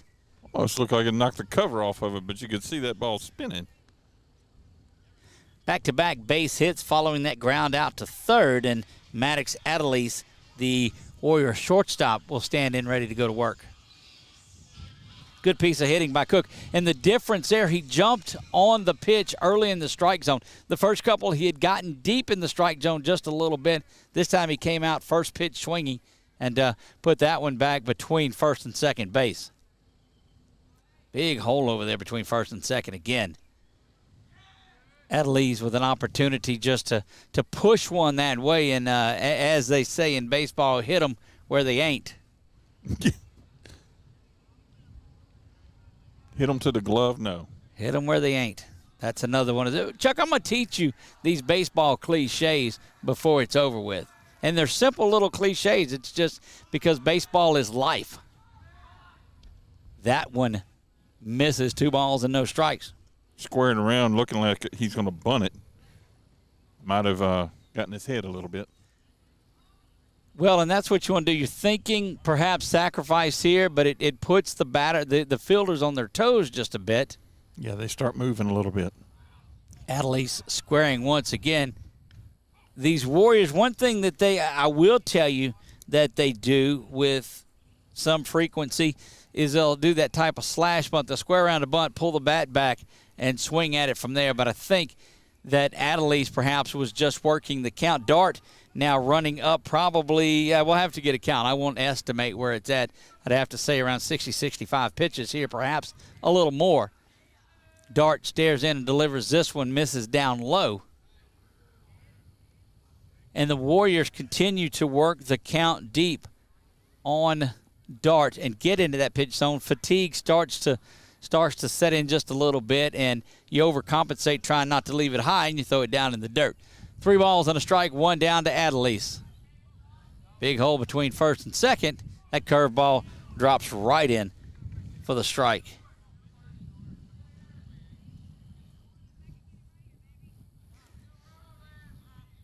How about that for a full count sign? Count does go full to Adelise. Runners at first and second, 1 down. Big hole, we said, between first and second, as the second baseman for the Tigers is holding the runner on. Not gonna matter as that one was sung on and missed. Second strikeout of the day for Adelise, and he is the Warriors' second out. Jack Powell will stand in there. Strikeout victim in the second, reached on an error and then was erased on that fielder's choice by Palmer. So Jack certainly due here. Love to see another one of those spectacular seconds here. Jack had a couple of base hits in that game Saturday, and this one eats up the shortstop again for the Tigers, and that is the third error of the afternoon for that young man on the ground balls, and that now will load the bases for Micah Palmer, who had a big base hit and an RBI back in the first inning to get things going there. So we'll give Jack reaches via the area, and that moves runners to first, second, and third. Davis at third, Cook at second, and Powell over at first. Micah Palmer stands in ready to go to work. That one misses down low. 4-1. Palmer walked and reached on the fielder's choice back on Saturday and scored a run. Need to get his base hit here. Has one on the day. He is 1-for-2 in this young season.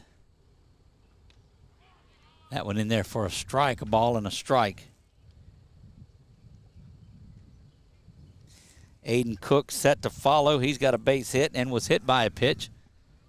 But again, 6, 7, 8, 9 continue to do work for the Warriors. Bases are loaded here. That one misses down low, 2-1, and nowhere to put Micah Palmer.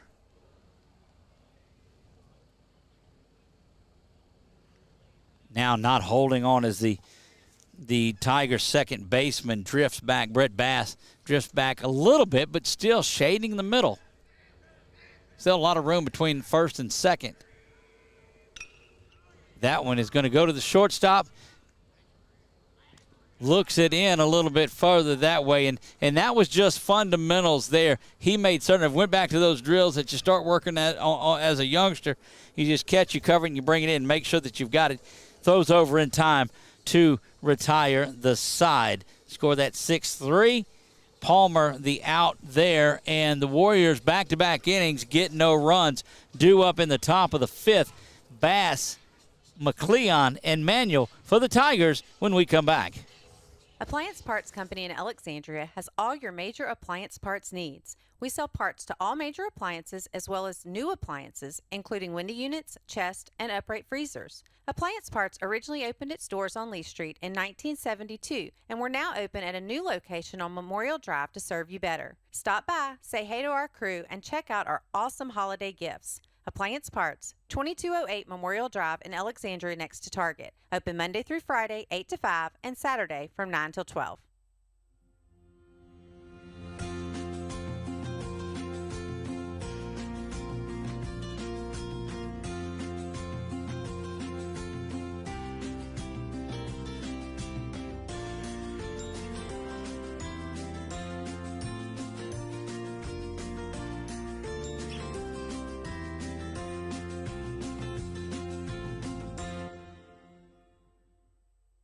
BK Distributors is proud to support high school athletics on 446 Sports. BK is the one-stop shop for trophies, banners, awards, letter jackets, and just about anything award-related. And now, welcome BK Apparel and BK Promotions to the family. For all your spirit apparel needs and anything you need to brand your business. When you think of anything you need with your name on it, think BK. Check them out on Facebook or at bkdistrib.com. BK Distributors, apparel and promotions in Pineville.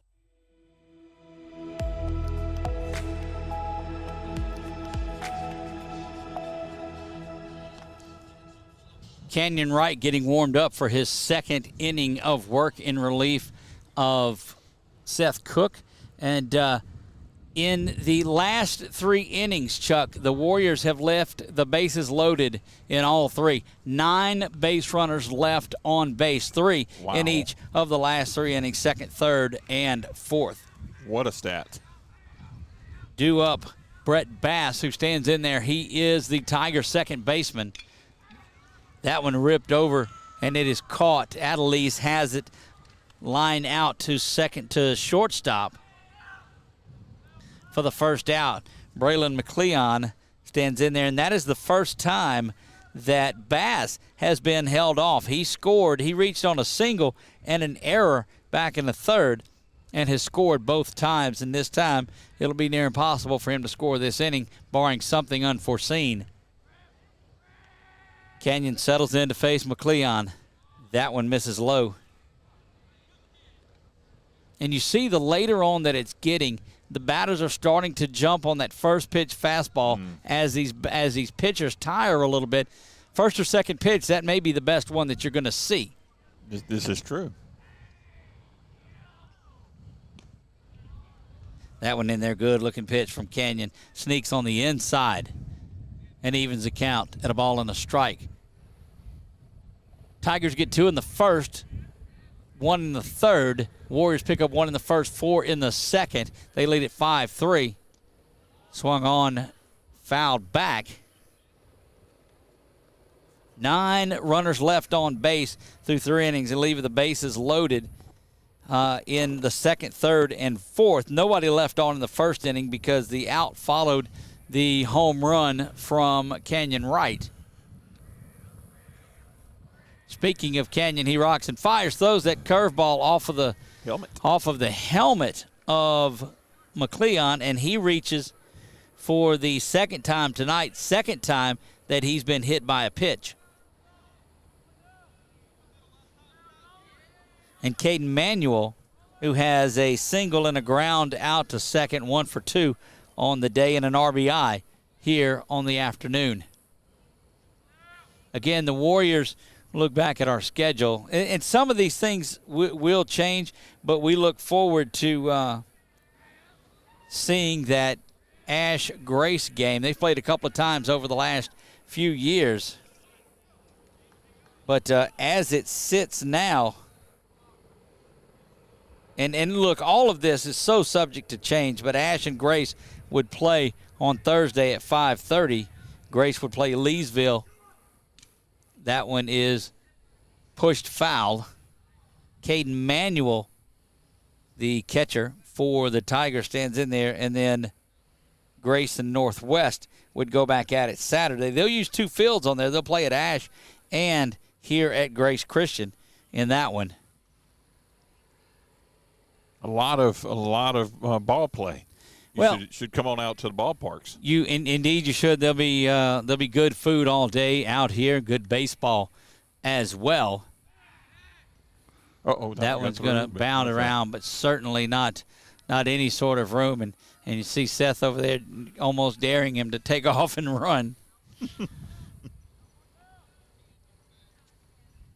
5-3, Warriors lead this one. Had that big inning, and I did tell you that they were going to get 5 this game, didn't I? You did indeed. I thought it was going to come in the first, but I did say they were going to get 5, and they stand there. You're going to need more than that. That one driven out. Courtwright's got it.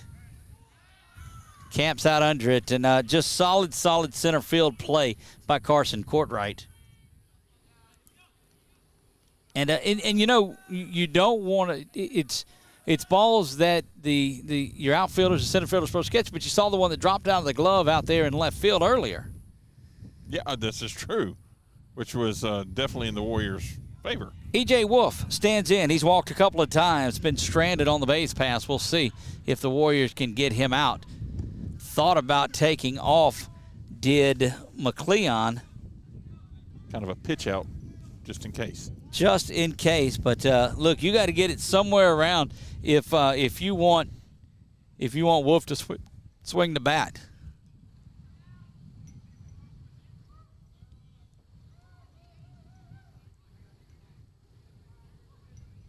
Got a good lead off first. This is one of those times you expect somebody to step off. Cody Davis, snap throw down to first, and that's going to get down the line. Barton is going to have to get over there. He bobbles it up, and that's going to send McLeon down to second base. Give that an E2. And these are those things that Josh Brown talked about cleaning at. Good idea. Had the player off of there, but for the Warriors. But that's one in a 2-run ball game. Got to make sure that you execute that. 1 ball, 1 strike to Wolf. That one lifted foul down where the clubhouse is for the Warriors. And a ball and 2 strikes, and Canyon's 1 pitch away from retiring Wolf for the first time this evening. Broken glass. We play in the top of the 5th, only played 6 on Saturday, but this is back to regular season where they play 7, and this has really turned into a dandy of a ball game. It has indeed, and guess what I have to do tomorrow? Go back to work. Yes. Yeah, we were all there today, most of us. I was. That one misses up high, 2 balls and 2 strikes. Big day tomorrow, so we're preparing. So I'm cooking for our life group tomorrow night, and I told them I'd cook a couple of Boston Butts. And you know they take 10 to 11 hours to cook, so we'll put that on in the morning before I leave for work and have that go throughout the day. Strikeout looking. Canyon Wright retires Wolf for the first time. That is the 3rd strikeout registered by Canyon. And no runs. They do leave a runner on base. No runs, no hits, 1 error, and 1 left on after 4.5. The Warriors still hang in there, 5-3. They lead. Due up for Grace Christian, Aiden Cook, Carson Courtwright, and Luke Johnson when we return. Our mobile banking app is changing the way we bank. Things are getting easier. Transactions are getting safer. And you have access 24/7. All the functionality of banking you're used to, made easier to use. Anywhere, anytime, and more secure than ever. Simple, seamless, safe. Download our mobile app today. Is your vision just not as crisp and clear as it used to be? Are you having difficulty driving, especially at night? Are you over 40 and now needing reading glasses? If so, the trusted eye care team at Wallace Eye Associates is here to help with your family's eye care needs, just like we have been for nearly 40 years. Call Wallace Eye Associates today at 318-448-4488 to schedule your next eye evaluation. Buying car insurance for the first time can be overwhelming. Do you have enough coverage? Are you paying too much? Will someone be there for you when the unexpected happens? I'm Jason Hawk with Farm Bureau Insurance. You may think it's easier online, but why wait? We're here to help you make sure you're covered. When it comes to car insurance, we have the answers, and we may have rates that save you money. So talk to Hawk at 318-791-HAWK or online at talktohawk.com and let us help you protect your biggest investments.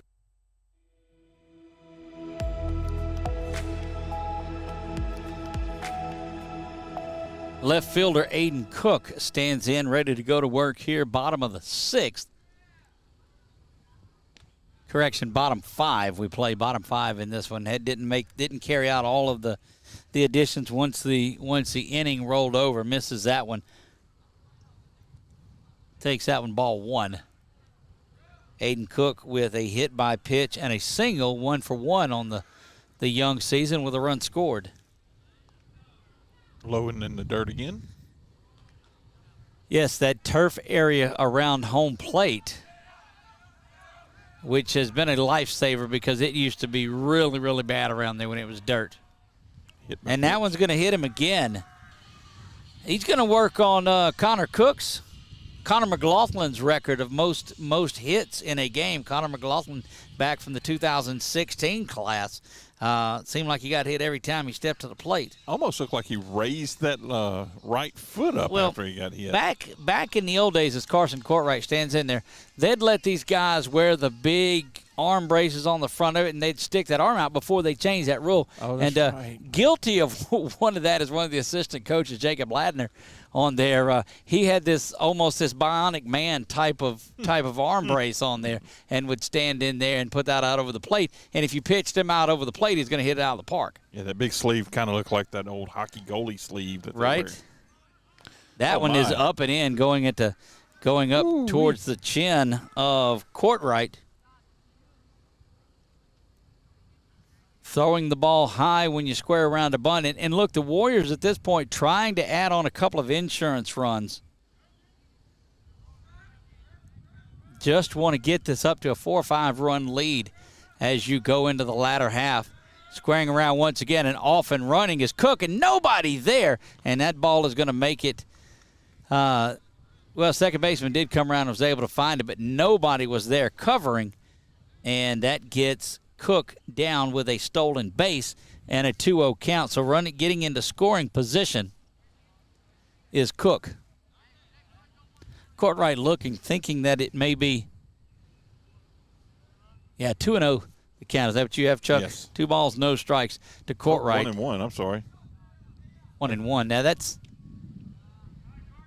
2-1 now, and I don't let's see, the first one came in up high, unless they just called that one a strike then. Prior to that the stolen base from Cook was on. They did change the scoreboard to 1-1 before the pitch. Yep, 2 balls and a strike to Courtwright. And that infield is shifted again. Boy, Bass plays way over by the base. Yep. Shortstop playing all the way back by the grass there whenever.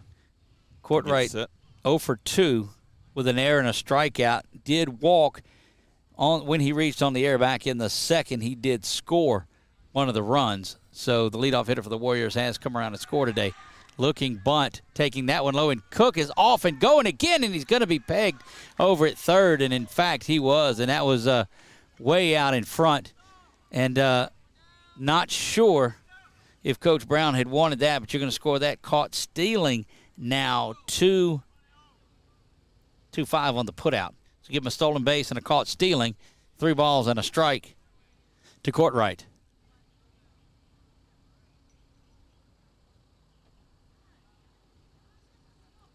Courtwright going over to check things out, and Coach Doucette for the Tigers comes and brings something out. Not sure. I think he had had some jewelry on him. Probably had to turn in. Gotcha. After that play, he saw I'm sure right after the play, they saw it. 3 balls and a strike, 1 out. That out was the leadoff base runner. Courtright smashes that one to third. And again, continuing the good play over there at third base is Cadron Ford, who's just been as solid as you'll find at third. That is his 6th putout of the 7th, if you count the one just a moment ago on the out. And Luke Johnson now will stand in there ready to go.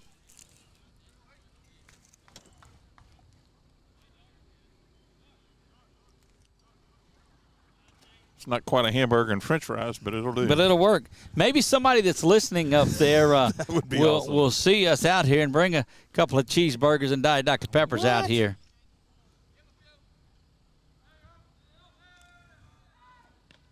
We're going to have to work that in. So, when you go to the ball games at the college and professional levels, they've got the televisions piped in when you're at the concession stands and all of that. So we're going to have to work on that. Johnson takes ball 1. Of course, television, that would be a big van. And what in the world? That little butterfly down there. Okay. Johnson 1 for 3 on the day. That one misses low.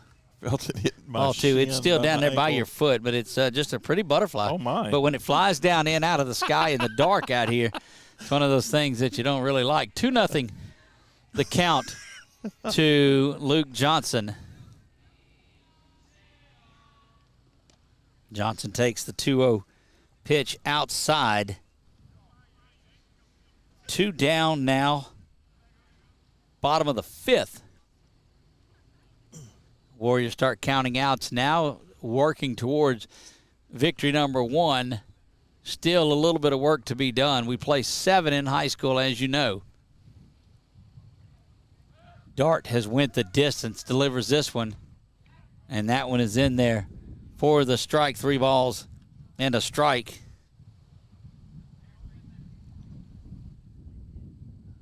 That one not wanting to get up in the wind, and now the butterfly flies off.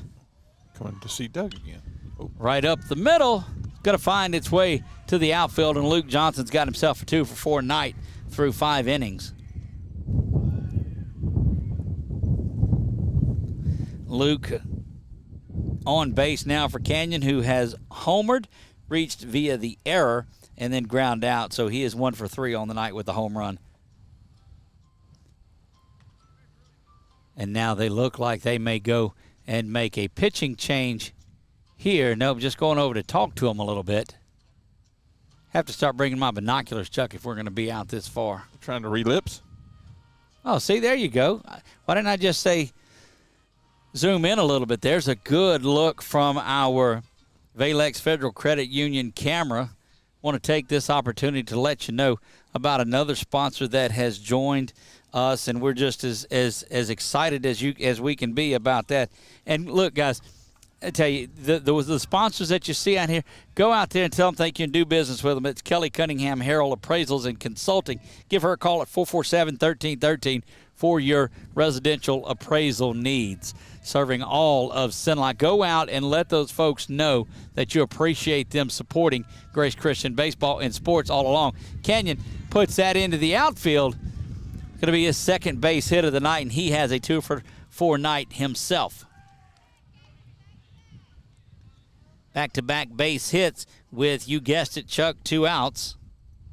So we'll see what the Warriors are able to do. And the Warrior catcher, Cody Davis. Nice. More of that good luck charm with those glasses on. That's right. Look, he's 2 for 4 tonight. I'd like to say that it's because of the shades that I wear when he comes up to bat that he gave us, but I don't know. Well, pretty good hitter without the shades coming to us, I'd have to tell you. But he and Johnson out of the 2-3 spot are a combined 4 for 8 on the night. Can't wait to sit down with him one day in a team meal or something like that and see if he throws shade at you. A lot of them do. Tough crowd down there. Swung on a miss. Cody trying to get things generated early in the strike zone. He had a base hit his last at bat. He's 1 for 2 on the night. Throw a walk in there, base on balls for Cody Davis as well.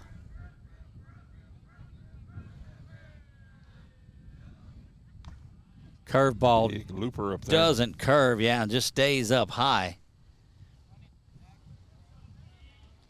Dampness in the air is not helping it, I'm sure. I guess necessarily that would actually bring it down, right? Right. Seth Cook, the Warrior starting pitcher, now first baseman, stands on deck waiting for his shot at it. But Davis stands in there with a little bit on his own now, ball and 2 strikes. Need some 2-strike, 2-out hitting here, 5-3. This has turned into a pitcher's duel as that breeze now has turned a little cooler. Starting to cool things off here in the outfield. You need to get me one of those nice sporty jackets you got there. Right. We're going to be out here. I had to peel off my red shirt earlier.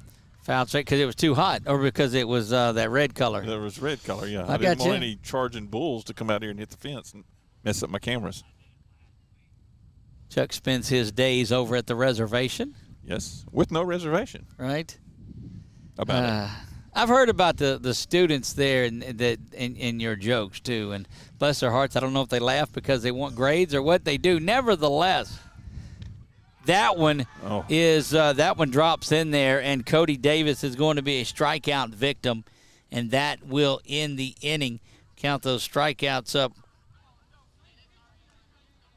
6 strikeouts now for Dart, and that will retire the side. So for the 3rd consecutive inning following that 4-run second where they batted 10 people, the Warriors are retired.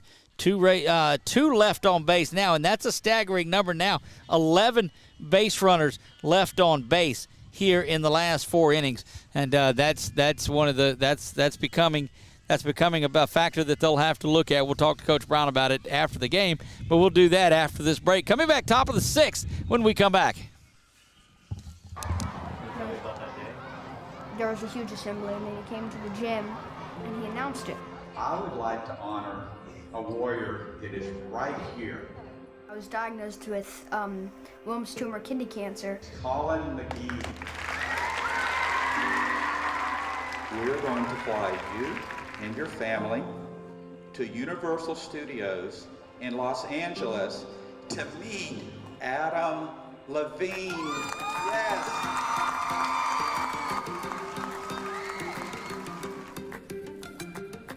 I got there, and then we went to Santa Monica Pier, and the water felt good, and I found a bunch of cool rocks, and then we went to The Voice the next day.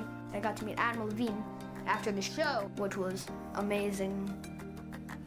I'm Bob Giles, and I believe every business should give back. Join me at gilesgivesback.com. It all started with a sketch on a napkin. An idea created by 2 walk-on bench warmers. And after 10 years of hard work and perseverance to turn their dream into a reality, it's the #1 sports bar in America. Welcome to Walk On.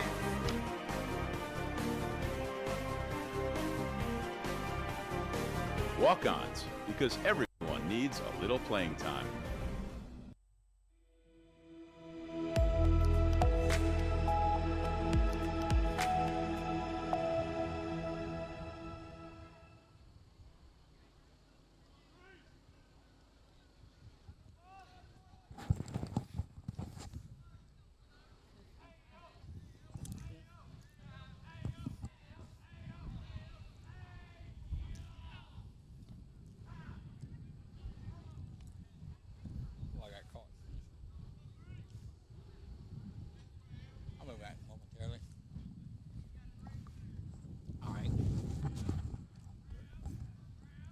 Kenyon Wright on for his 3rd inning of work.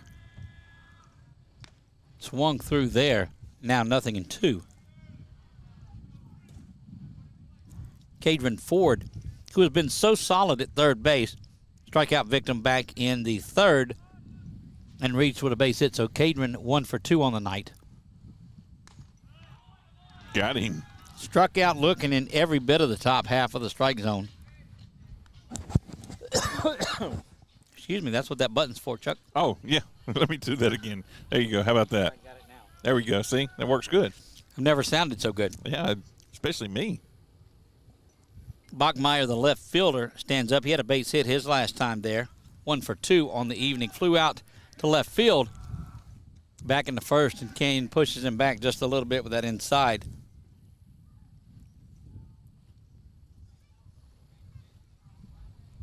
Due up for the Warriors in the bottom of the 6th, Adelise, Powell, and Palmer. You want to hold the Tigers right here and come back. Put your couple up there. Canyon, again, we said in his 3rd inning of work in relief of Seth Cook. This game started out with 8 runs through 3 innings, and the last 2 frames have been scoreless.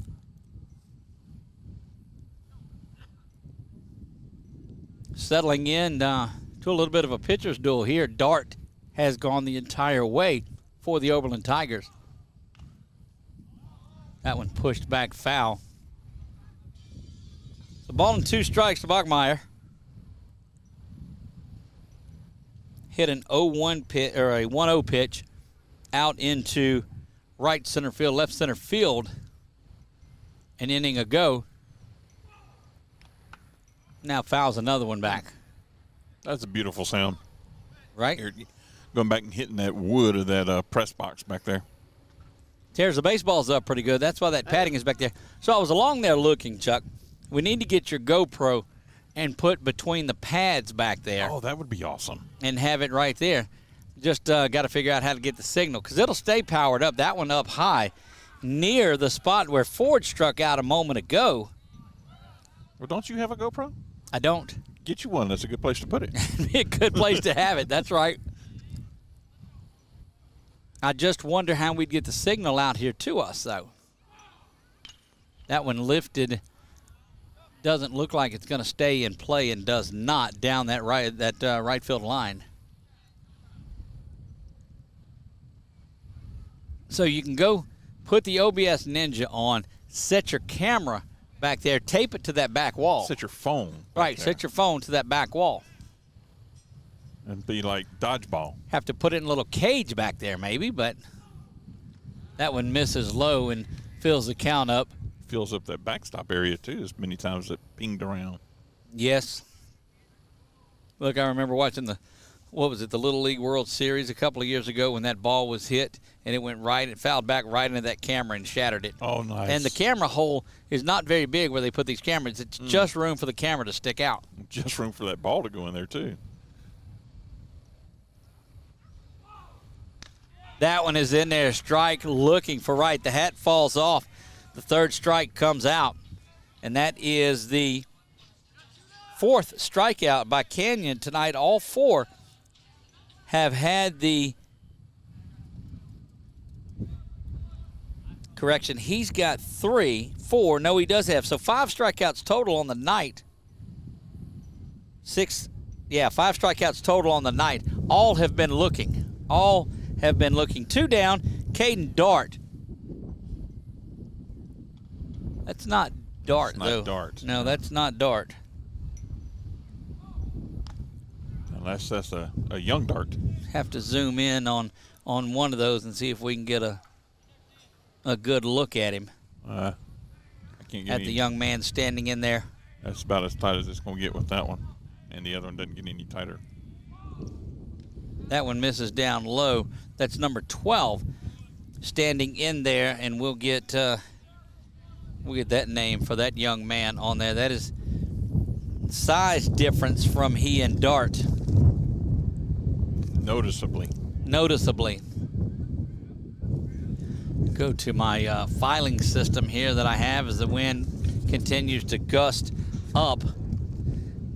All of a sudden. Number 12 is Cameron Ford. Cameron Ford stands in there pinch hitting for Dart. I wonder if he's any relation to Cody Ford. I don't know. And and Cadron is the 3rd baseman tonight. Oh, wow. They all start with Z, so maybe. That one twists. Big swing. And that got looked like off of his foot maybe. Really hear that wind starting to whip out here. 2 balls, 2 strikes, 2 down, top of the 6th. I've enjoyed that new scoreboard we have there for the baseball and softball season. That's right. Shows where the runners are on base, the strikes, and all of those things. Good clear vision there by their Wallace Eye Associates that have sponsored that. Our friends at Wallace Eye Associates, longtime scoreboard sponsors for us here, finishing up year number 1 as our scoreboard sponsor, but have been with us for a number of years.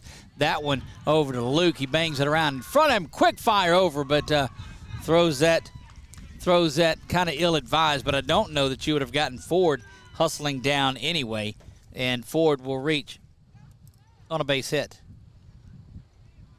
Andrew Manuel we'll have to see if we'll zoom in and look and see if they are going to pinch hitters again. It has been Manuel, but again, from our vantage point where we're at here,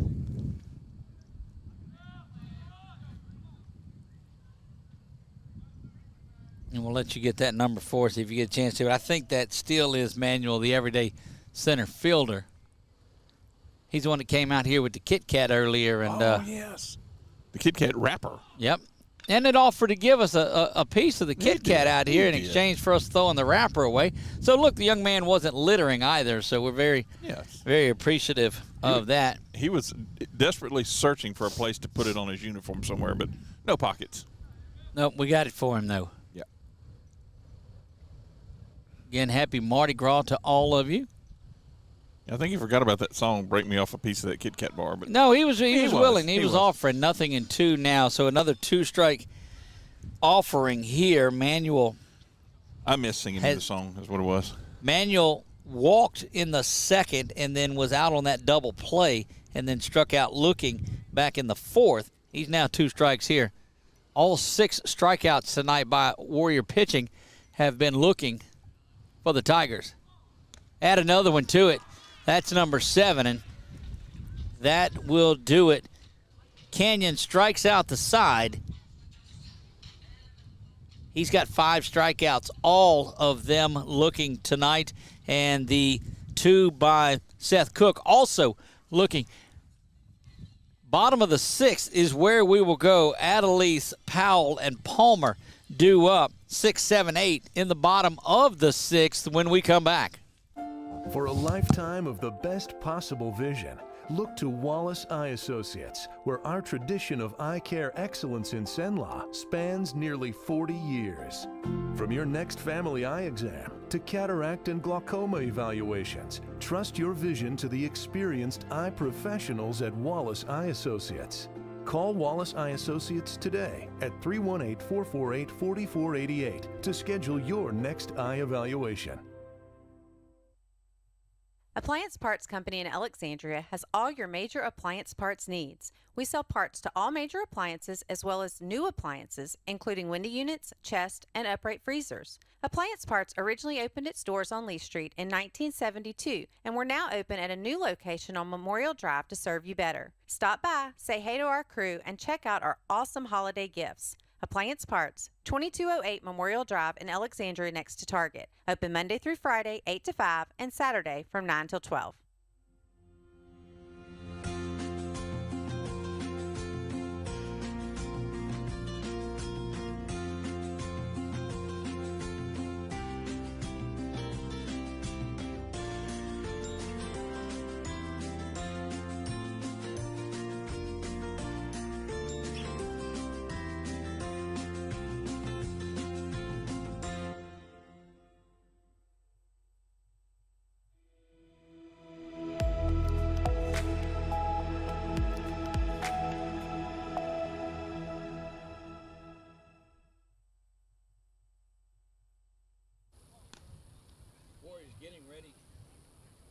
Warriors getting ready to go in the bottom half of the 6th.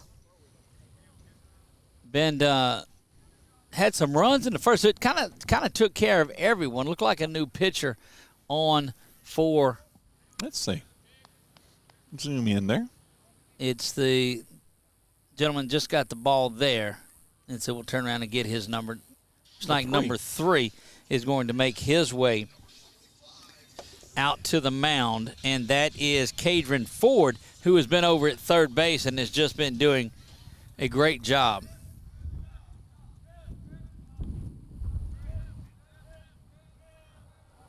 And that is that's Cook in there batting. Yeah, just made some contact with it, though. Well, I'm trying to see how I got off, messed up. Okay, Cody. So Cody had struck out there. So that is, yeah, that's Cook leading things off for us. Cook, Adelise, and Powell.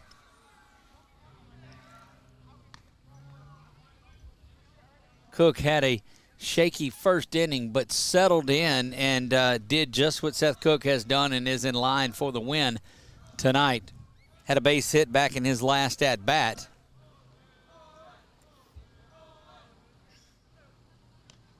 Watch that one skip across.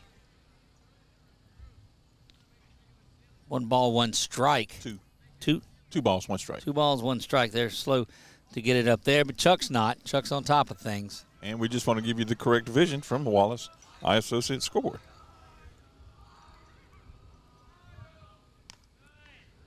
Misses that one up high. 3 balls and a strike. Again, welcome on the Main Street Event Park there on Main Street. They are hosting the Crawfish Cook-Off on April 29th as part of Pineville's 5th Saturday Market. So make sure you check out the Pineville Facebook page. It's facebook.com/PinevilleLA.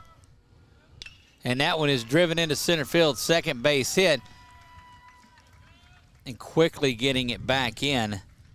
But, yeah, so Seth now has a 2-for-4 night himself. So Cook 2-for-4, Johnson 2-for-4, Canyon Wright 2-for-4 on the evening. It's back-to-back base hits for Seth Cook, and now Maddox Adelise will stand in with Cook over at first. You'd like to get yourself a run or two extra. You want some insurance stuff here. Absolutely. They'd say you like to get the 4-run lead. Of course you would. You don't want a grand slam to beat you by any means. Adelise spins to bunt, fouls that one off. Yep.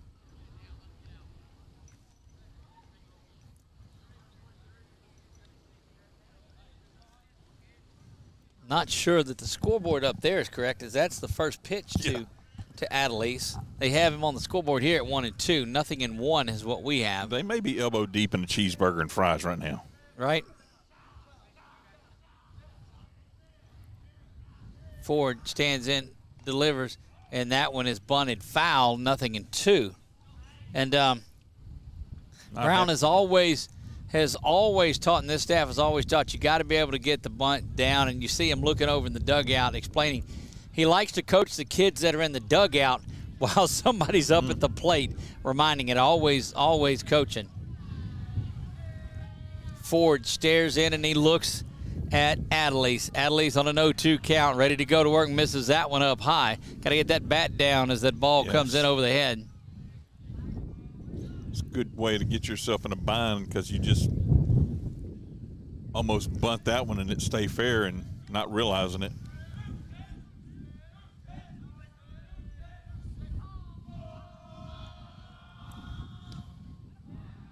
Down low it goes.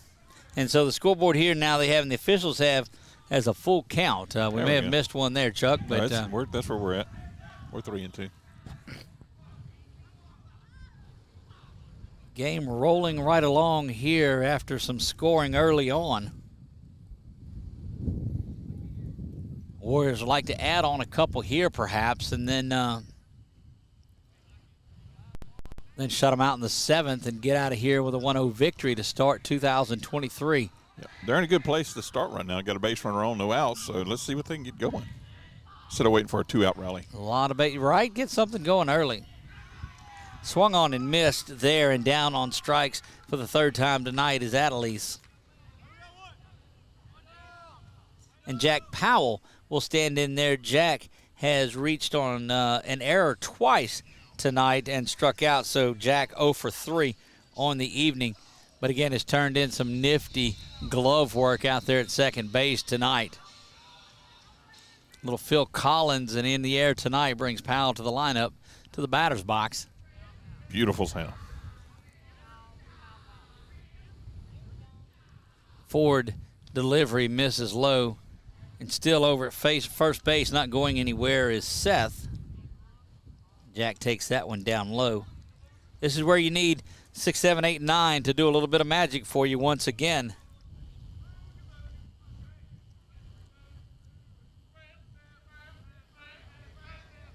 You know, we talked to Coach Brown about limiting the base on balls tonight, and I think they've done that.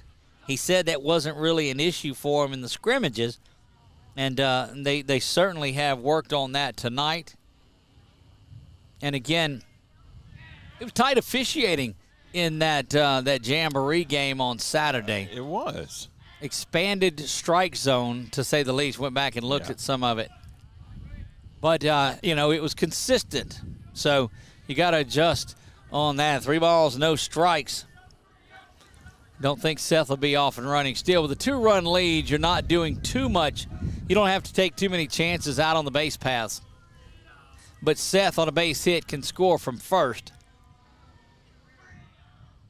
That one right down the pipe. 3 balls and a strike. I like the view we have out here, Doug. I mean, yeah, I see more of the field from that side shot. I mean, I love that. I love that they built that over for us. It's just if it was maybe a little bit higher where we could be over everything. He asked me if I wanted them to move it out here. Oh, that would be awesome. That one roped down the line and is going to get over the head of the left fielder. And Cook is hustling around. There's going to be a play over at third, but he slides in safely. What a great piece of hitting by Jack Powell. Gets his first base hit of the 2023 campaign. And now you have runners at second and third. That is a double for Jack Powell. Micah Palmer will stand in there now. Micah is 1 for 3 on the night, had a base hit and scored a run. The bottom of the order continues to do work for Grace Christian. And still, you talk about these are younger guys that are out there, Chuck, because you got some of the older players that are out with injury, and these guys are battling. The Warriors go in 14-15 deep. That one up the middle. Going to go to the back side of it and not get there. Everybody is safe. Base hit. Give that base hit to Micah Palmer. He is 2 for 4, now an RBI on the night. Put Powell over at third base and bring Cook around to score. And that'll be one of the things that we ask Coach Brown again, is that bottom of the lineup continues. 1 through 9, they're just doing a job. Aiden Cook will stand in there. Aiden now is 1 for 1, has been hit by a pitch twice, so he's been on base all 3 times, has scored a run, was caught stealing going to third back in the 5th inning. Wow. If you'll remember that, he stole second base and then went off going to third when Courtwright was squaring around to bunt, so it was kind of a bunt and run, maybe, I don't know, but definitely get caught. That one misses. No need to go from third, but off and running is Cook.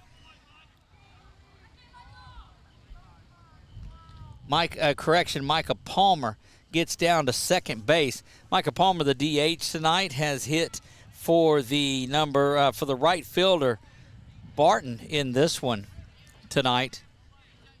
Late minute decision with Coach Brown and his staff of where they were going to DH one and play the other, play one and DH the other, and it's paid off for them tonight with the play of Micah Palmer. Coming set is Ford, and that one misses low. Kind of get the feeling that this is Oberlin's. Their pitching is not very deep. Well, you got to remember they played an 11-8 ball game last night, so they went through some pitching last night, and then you came out and Dart was throwing masterfully, but after him, it dropped off. Yeah. That one up high, and so reaches via the base on balls. This time does not get hit with it. He had been hit twice. Yeah. But Aiden Cook has been on base all 4 times, and once again, the sacks are packed full of Warriors, and that will bring Carson Courtwright after a visit out to the mound, and we'll zoom in and see what's going on that one. And I'll say this to one of your points you said earlier is you've got pitchers and you got people that can throw pitches. I know you said it just the other way. And Dart is definitely a pitcher because he was good control of the mound, looking back and seeing if he needed to throw back at someone. But one that just looks like just up there throwing strikes. Yes. Now Braylon McLeon will stand in there. Braylon was the shortstop. He's been hit by a pitch today, ground out to shortstop, and so he's been on base a couple of times, has yet to score a run. Just 3, 2 of those by Brett Bass, the second baseman, but now McLeon is set to pitch, and he'll face the top of this Warrior order. with only one out and bases loaded. Right, 6-3. When he don't own any of those base runners, but still, it's a lot to be wearing on your shoulders. Warriors get 1 run in the first, 4 in the second, and then are held scoreless through the middle of this game. Put up 1 in the 6th. That was Seth who came around to score, give the RBI to Micah Palmer. Micah Palmer has scored a run and he's got himself a 2-for-4 night, has been on base 3 times, reached via the fielder's choice. Yeah, they've only scored 1 in the 6 so far, since we're still right now in the bottom of the 6th. Yes. Warriors have, counting strikeouts now. Here, Coach Brown out there talking to his base runners right behind the pitcher's mound. Yep, there you see him talking with Cook and Palmer and those guys and saying, look, we've got the lead. Don't do anything silly, but be aggressive and let's keep things going. The Warriors have left the bases loaded 3 times tonight and 2 another time, so 11 runners left on base. Is it Cook right here that's walking over to second? No, that should be Palmer. Yeah, that's Micah Palmer. Yeah, he kept walking towards first and looking back at second and going back over to first. Like, wait a minute, where am I supposed to be? Who's on first, huh? Who is on first? There we go. Had to wait for that one to develop. Carson Courtwright will bat with the bases loaded. He has scored a run, and, he's got the power to get up here and extend this lead quickly with a grand slam. If he gets one as the wind has picked back up, that one bounces low. And the reason I said that earlier about the pitcher, he never looked around to any of the bases to try to make a throw out. He just focused on pitching. And that obviously was something the coach wanted him to do. Right. 1 ball, no strikes to the Warriors center fielder, Carson Courtwright, that stands in ready to face Ford, who has had a nifty game at third. Now finds his way on the hill. Misses that one low, and Carson thought about it. He said, man, if I low ball hitting. But as a leadoff hitter does a magnificent job of working the strike zone and not really chasing anything that's out of his wheelhouse. Knowing that a walk is an RBI, gets in and out of that one like he knew it was coming. 3 balls and no strikes to Courtwright.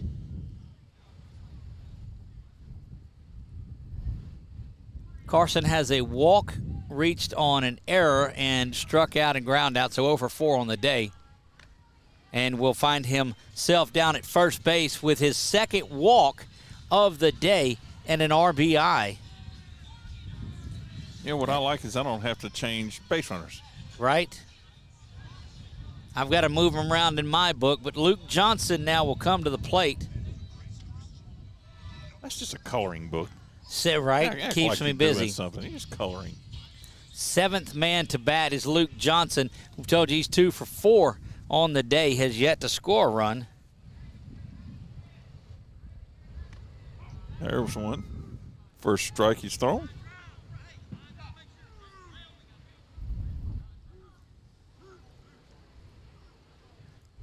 Nothing in 1 to Luke. Here's the delivery. That one misses up high. So you're right, it was a 4-pitch walk to Carson Courtwright. You got that RBI base on balls there. And Luke, is ready to turn on one. Following him is Canyon and Cody and Seth. That one smoked up the middle, out to center field. 1 run is in, And the Warriors doing it, Chuck. Station to station. There you have it. See what you're learning? Yes. I'll pick up one thing a season. How about that? 3 for 5 night for Luke Johnson. Couple of RBIs. Taking a page out of Skip Burtman's book. Learn one thing. Right. Of course, this was per practice or per game. Mine is going to be a season. Cook, we need you to pick up more than just one a season. Canyon Wright stands in there now. Sacks packed full of Warriors already with a home run on the night for Cook. For Canyon. Strike. Takes that first one, strike one. And we're not going to put this one on me. I've got the shades back on, we can't. Canyon stands in there, and anything close, you know he's going to be swinging to put this one out of reach. Here's the delivery from Ford. Oh, yes. Had a big hack at it, and I believe that would have been off the scoreboard if he hit that because he was looking to get to left field, but stands in there at 0-2. It's like them big biscuits. That was going to be a grand. It was going to be grand. Bases loaded here, bottom 6 for Wright. Here's the delivery. That one misses low. 1 ball, 2 strikes, 1 down. Bottom of the 6. Warriors have already plated 3, and this one is 8-3.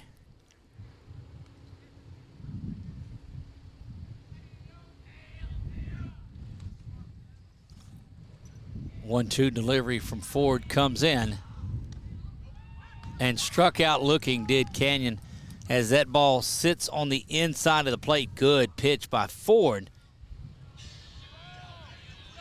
Something the Tigers needed there, a little glimmer of, hey, we're almost out of this one now with 2 outs. We can get out of this. And you desperately have to look at it again because Cody Davis stands in there now. 4th time the Warriors are looking at leaving the bases loaded to end an inning. Needs something to happen. Now, take out of that it's 8-3, and they've had the bases loaded a lot of base runners on here, but you really want to clean things up. Yeah. Get some timely hitting. Like you said, they've had a lot of base runners left. Ball and a strike as that one misses. This, once again, the 9th batter, so the Warriors have batter hit around for the 2nd time.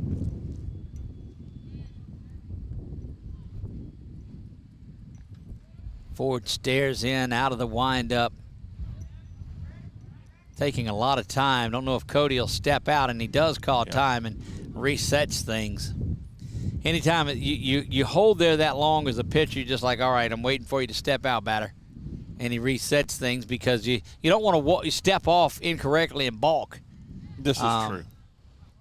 Here now is the delivery to Cody, and that one misses outside.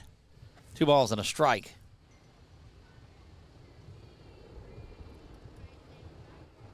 One run in the first, 4 runs in the second, 3 in the bottom of the 6th for the Warriors. They lead this one 8-3, and they've given themselves some insurance and some breathing room.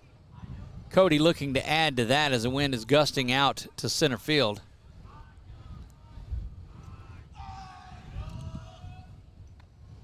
Misses up high, and you're one ball away from another RBI walk. WBI. Cody Davis has a base hit on the day. He walked, struck out, and ground out to 3rd. Or RWI, maybe. No, that's not the real thing. There's no stat for that. Yeah. But there probably is an app for that. I'm sure in Baseball America somewhere there is a stat that says that 3-1 count, 2 down. Some kind of extra coding that they put on it. How it RBIs that. Here's the delivery from Ford. That one is fouled off. And again, another full count. You have the runners off and going on the bases. Runner at 3rd won't be as much, but runners from 1st and 2nd will be off and going. That is Courtwright and Luke Johnson at 2nd and 3rd, respectively. Aiden Cook, the lone runner at 3rd. And the runners are off and going. And that one is lifted out here to where we're at. Going to be a can of corn for the center fielder. Oh, no. And he misses it too. So that reference is not going to work there. Quickly gets it back in. And that is a bases clearing double because it never did touch the glove. So give Cody Davis a double and 3 RBI on the day. And now you'll move back over and the Warriors bat around. Seth Cook will come back to bat here. And a couple of miscues, and nobody more upset about it than the center fielder for that's Andrew Manuel, than the center fielder for this Tigers team. Seth will stand in there ready to go to work his second at-bat this inning. I'm just trying to figure out how the center fielder knew my first name. Not certain. He said Chuck. Well, that's what I'm going with. Right? That or his truck. Maybe he's one or the other, truck. But visibly upset, and you feel for that young man. Just this high sky and misplayed that one. So you don't often see runners score on a fly ball like that to center field. Certainly not. But with 2 outs and the bases and the runners were off and going. All 3 of them were. I mean, when contact was made, third base runner was halfway down already. And first to second was probably 3/4.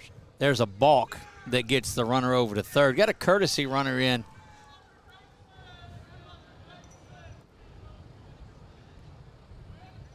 Seth Cook set to watch that one, and it bounces around, but look, going nowhere. And now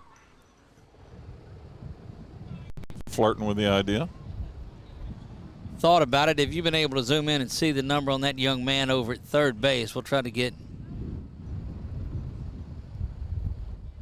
maybe Kurtz. I'll have to look.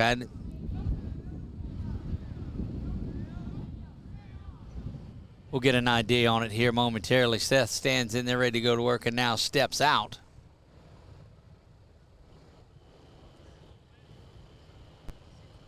Oh, well, we'll get to that here in a bit. 2 down. Warriors have put up 5 in this inning to match 6 in this inning. 11-3, they lead this one. Back to the batter.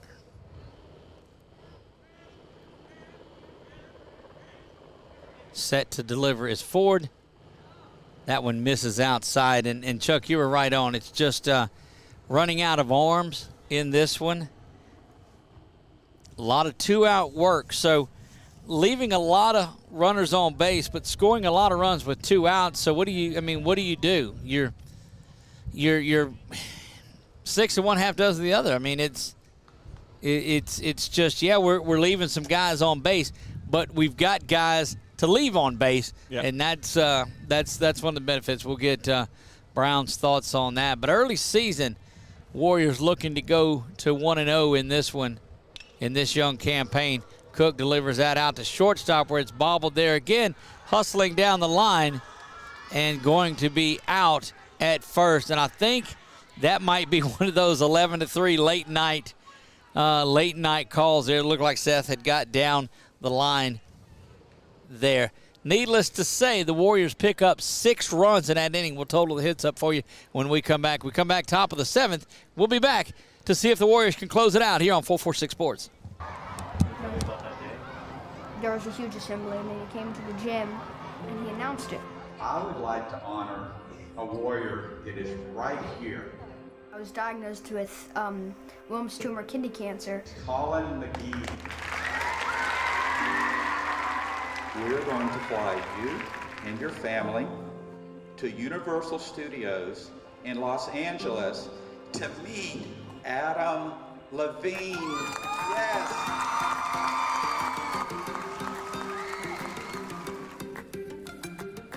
I got there, and then we went to Santa Monica Pier, and the water felt good, and I found a bunch of cool rocks, and then we went to The Voice the next day. I got to meet Adam Levine after the show, which was amazing. I'm Bob Giles, and I believe every business should give back. Join me at gilesgivesback.com.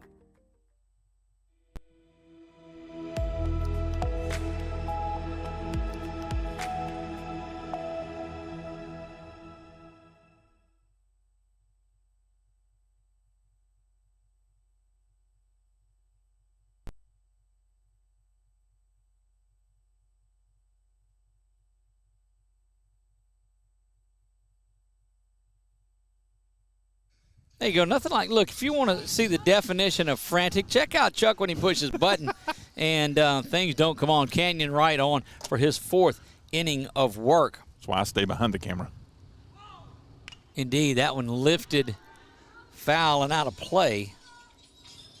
That is going to be Landon Vadrine, the first baseman leadoff hitter. As I say. Had you a little confused, didn't it? Yeah, I'm not sure. Pushing a button, nothing was happening. Just, Yep.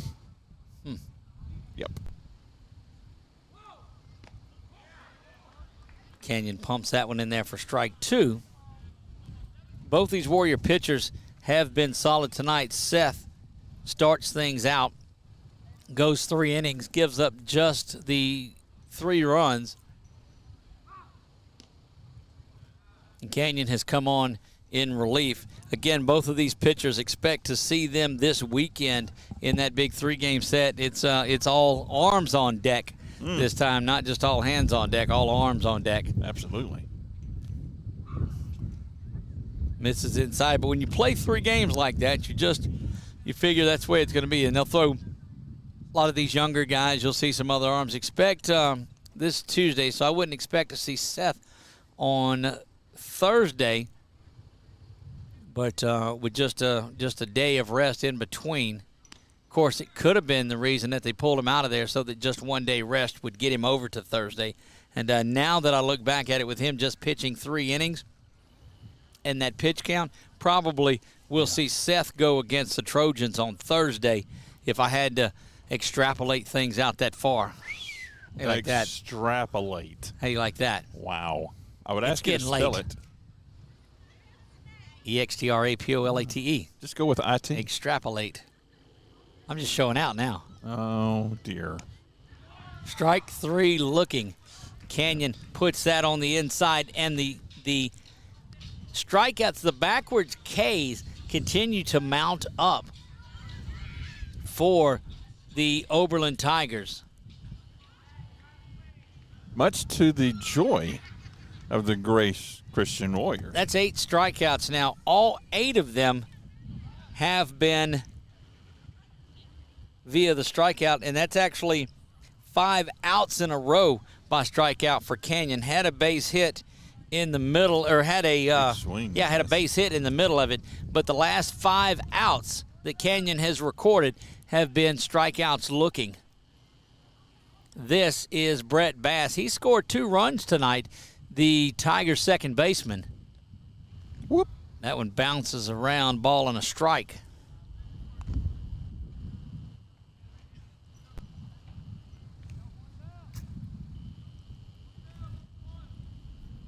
Warriors tentatively facing Ash and Leesville, and that one back up the middle. Canyon trying to field it, comes up throwing, and that's going to be thrown away. Good piece of defense by Cody Davis as he's running down the line as fast as the base runner Bass was, but Bass on base again. And good, you talking about out here in the right field? Good defense by him as well to get that pass ball. Yep, to come up and get that and keep Bass just at first base, and had to actually hustle back to first base as Cody, again, had hustled down the line. Braylon McLeon stands in.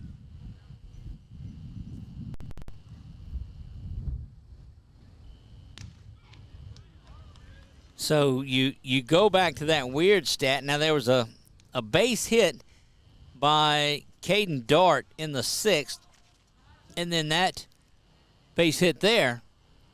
But the last 5 outs have been strikeouts. Snap throw down to first, not in time. Very close. Cody not going to let you go to sleep over there at first base if you are a base runner.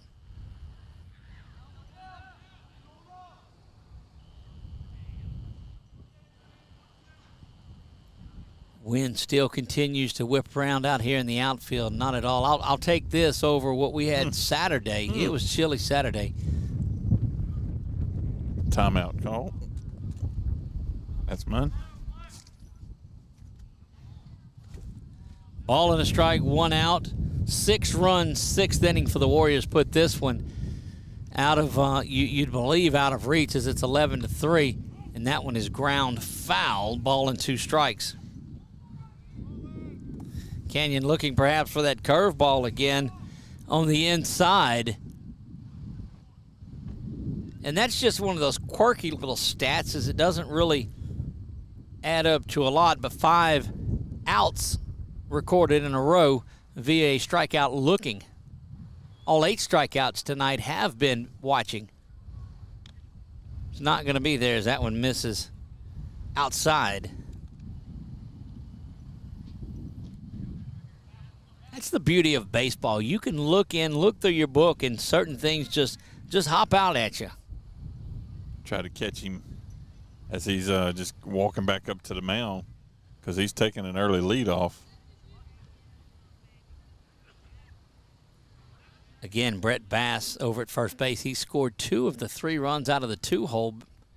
Plays second base for this Oberlin Tigers team. And that one is ripped over to third. 5-4 on the putout. Not going to get the double play, but Bass will not come around to score in this one as he is retired 5-6. It looked like shortstop had got around and did that. It was Johnson over there. So that's the second out.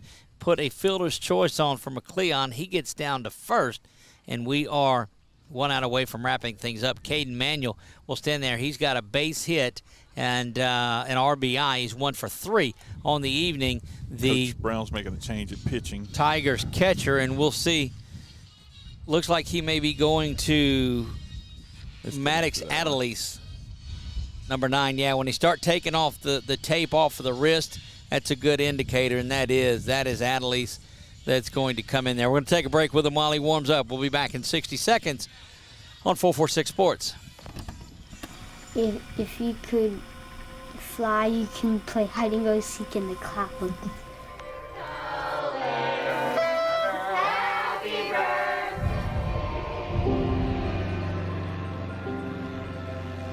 I want to be a pilot. So you can see the whole entire world.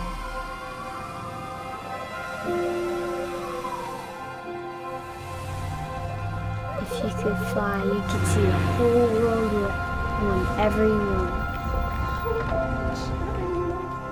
You're really gonna go on a plane with a pilot. Seriously. Your dream's gonna come true.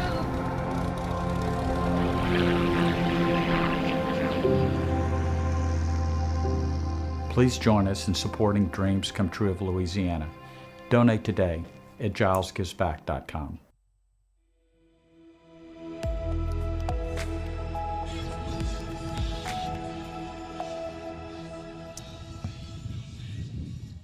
There you get a look of Maddox Adelise finishing up his warm-up tosses, getting ready to go to work. Playing shortstop for the Warriors and has been solid. Got that big leg kick when he delivers. Just YMCA cascades through the stands here. Boy, it's not like the end-of-year district baseball when everybody was here and the folks up in the crowd were doing the YMCA. You remember that? Purple hair, green, all that. Yeah, you never know what it you're was going to see kind of thing. The old can't beat fun at the old ballpark, I tell you. Tigers down to their last at bat here. Bass was retired on the fielder's choice. That's McLean that is over at first now, and Maddox Adelise getting a little work from shortstop, misses that one down low. Good evening for Canyon Wright, goes 3 2/3, is responsible for the runner over at first, should that runner come around to score. Adelise delivers, and it's a ground ball. Over second, that one is chunked into the dugout. Might be the best thing, so the runner's going to get third base and second. And And that one, Powell just wound up and threw the fastball over from second base. And, early on in learning and rapid, you was excited about finishing this one up. Yeah, I'm trying to put that finishing ice cap on it. With that error that would have ended it, that takes Canyon off the hook for the runner that's at third base, so no earned runs can be charged.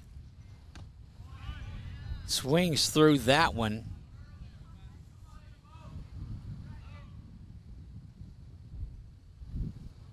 And little things that they'll work on as they move forward. It's game one of the season. Had a lot of work through the spring and the scrimmages and such as that. And, that just it's just what you have to learn on. You have to chalk that away and learn there. 0-2. Adelise throws that ground ball smashed over into the dugout once again. And I'm telling you, those guys that are standing out in front of it might have to be careful.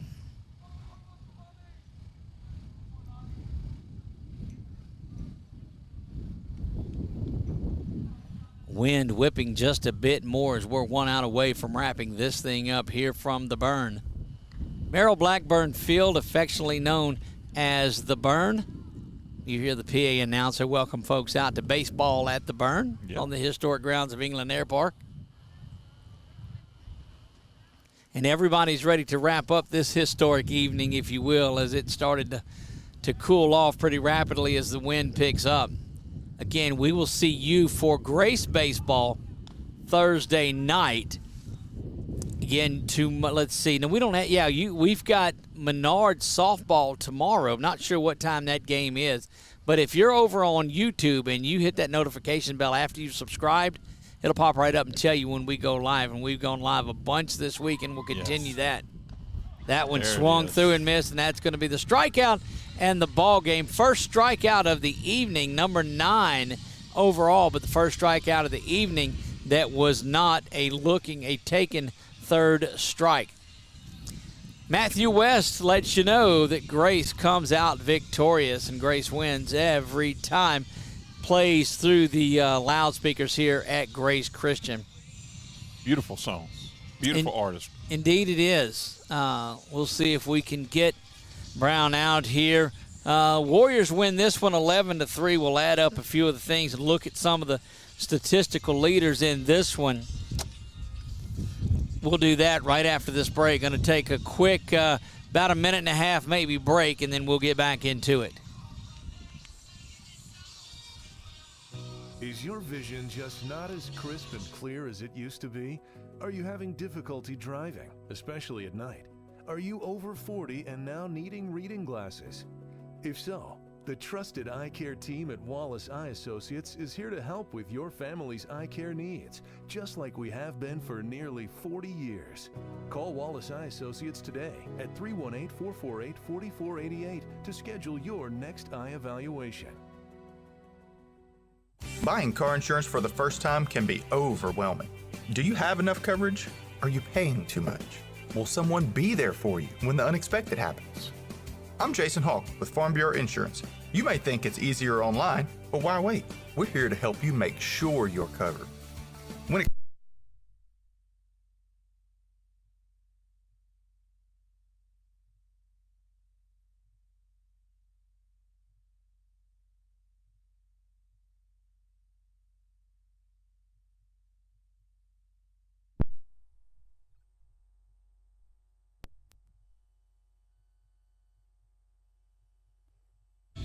There you go.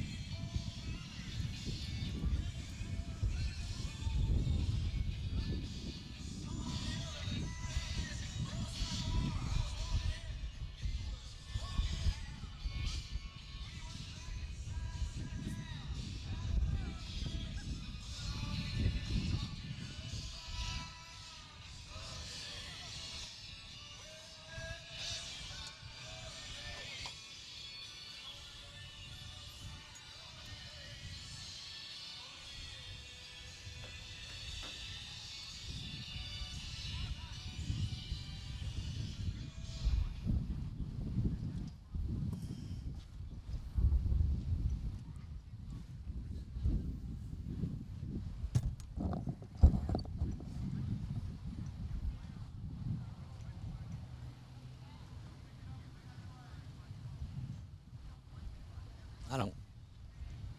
And we are back. A little bit of technical difficulties as there we go. Get them. You see them finishing off. They'll get that ready to go. They'll cover the mound and have this thing finished off and ready to go for Thursday night. Again, we will be on the air for Menard softball tomorrow and then baseball throughout the weekend as a 3-game set gets us through Thursday, Friday, Saturday.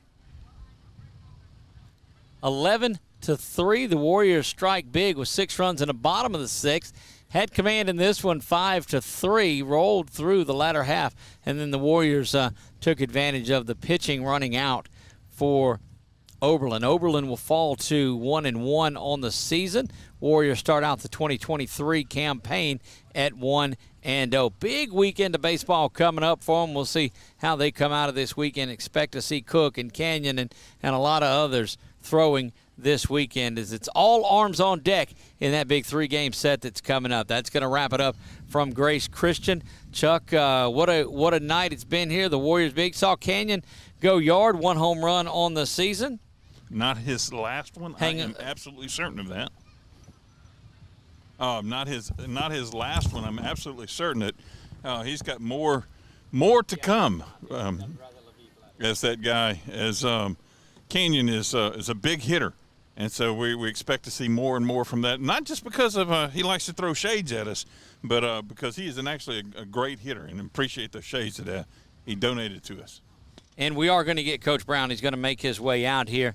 Going to hop on that little motorcycle thing that he's got, or the golf cart, whatever it is. We'll get him on that and get him out here and visit. He's going to get chauffeured, it looks like, out here. So Chuck will drop that headset down and look at him. It's like the call to the bullpen. Getting some airtime there.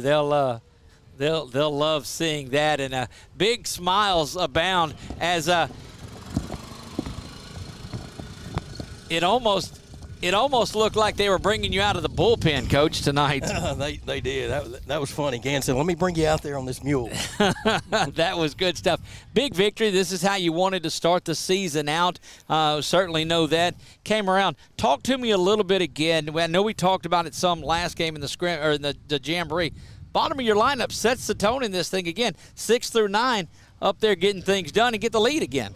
They did. And what's crazy is there's no varsity experience down there. This is their first time ever to play varsity baseball.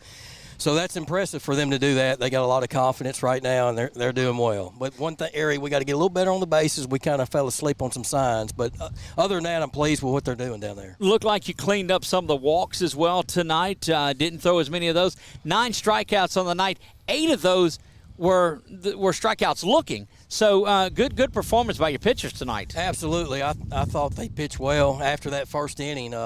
They locked in, and really the third inning, if we field a baseball clean and then just make the throw, we're going to wind up not giving a run there up. But I thought they did a good job after the first inning settling down. Indeed, we thought so too. Now, one of the things that concerned me a little bit, but it's a kind of a good problem to have. You leave the bases loaded 3 innings in a row and then come in with 2 the next time. So the good news is you've got a lot of runners on, but the timely hitting on there in those middle innings could have put this away in the 4th or 5th. Absolutely, and that we talked about that. We knew in the middle innings we had 10 runners left on base, I think in the 5th or 6th inning. And I said, guys, we got to come through with a clutch hit at some time, a 2-out hit. We just didn't do it, but we found a way to get 6 runs in the 6th. But we got to get better in that area. Well, but that's the other point, and that's the part of it that I forgot when you mentioned that too. Your first 5 runs came with 2 outs, so they were up there doing it, getting Correct. These 2-out hits. But eventually, in the game of baseball, where 300, 400, you're a good hitter. It's going to happen if you continue to get folks on base like that. Absolutely. So we're pleased with that. I mean, just a few things we got to clean up, but overall, I mean, we're pleased with the effort. I mean, a good start. They're a good ball club. They were semifinalists last year in 1A. Right. So, I mean, hey, we knew coming in was going to be a battle. The Dart kid came out and threw the ball well. He really seemed like he handcuffed the guys for a while and made some good pitches out there. A night away from coming out of a slugfest where they used a lot of arms in that one last night. Correct. They did. And actually, they threw a lefty 6 innings last night. So the starter that started today, he threw 8 pitches last night to close the game. So they actually ran only 2 arms out there, I guess knowing that they were playing us, but their offense did a good job last night, and it was kind of a shootout.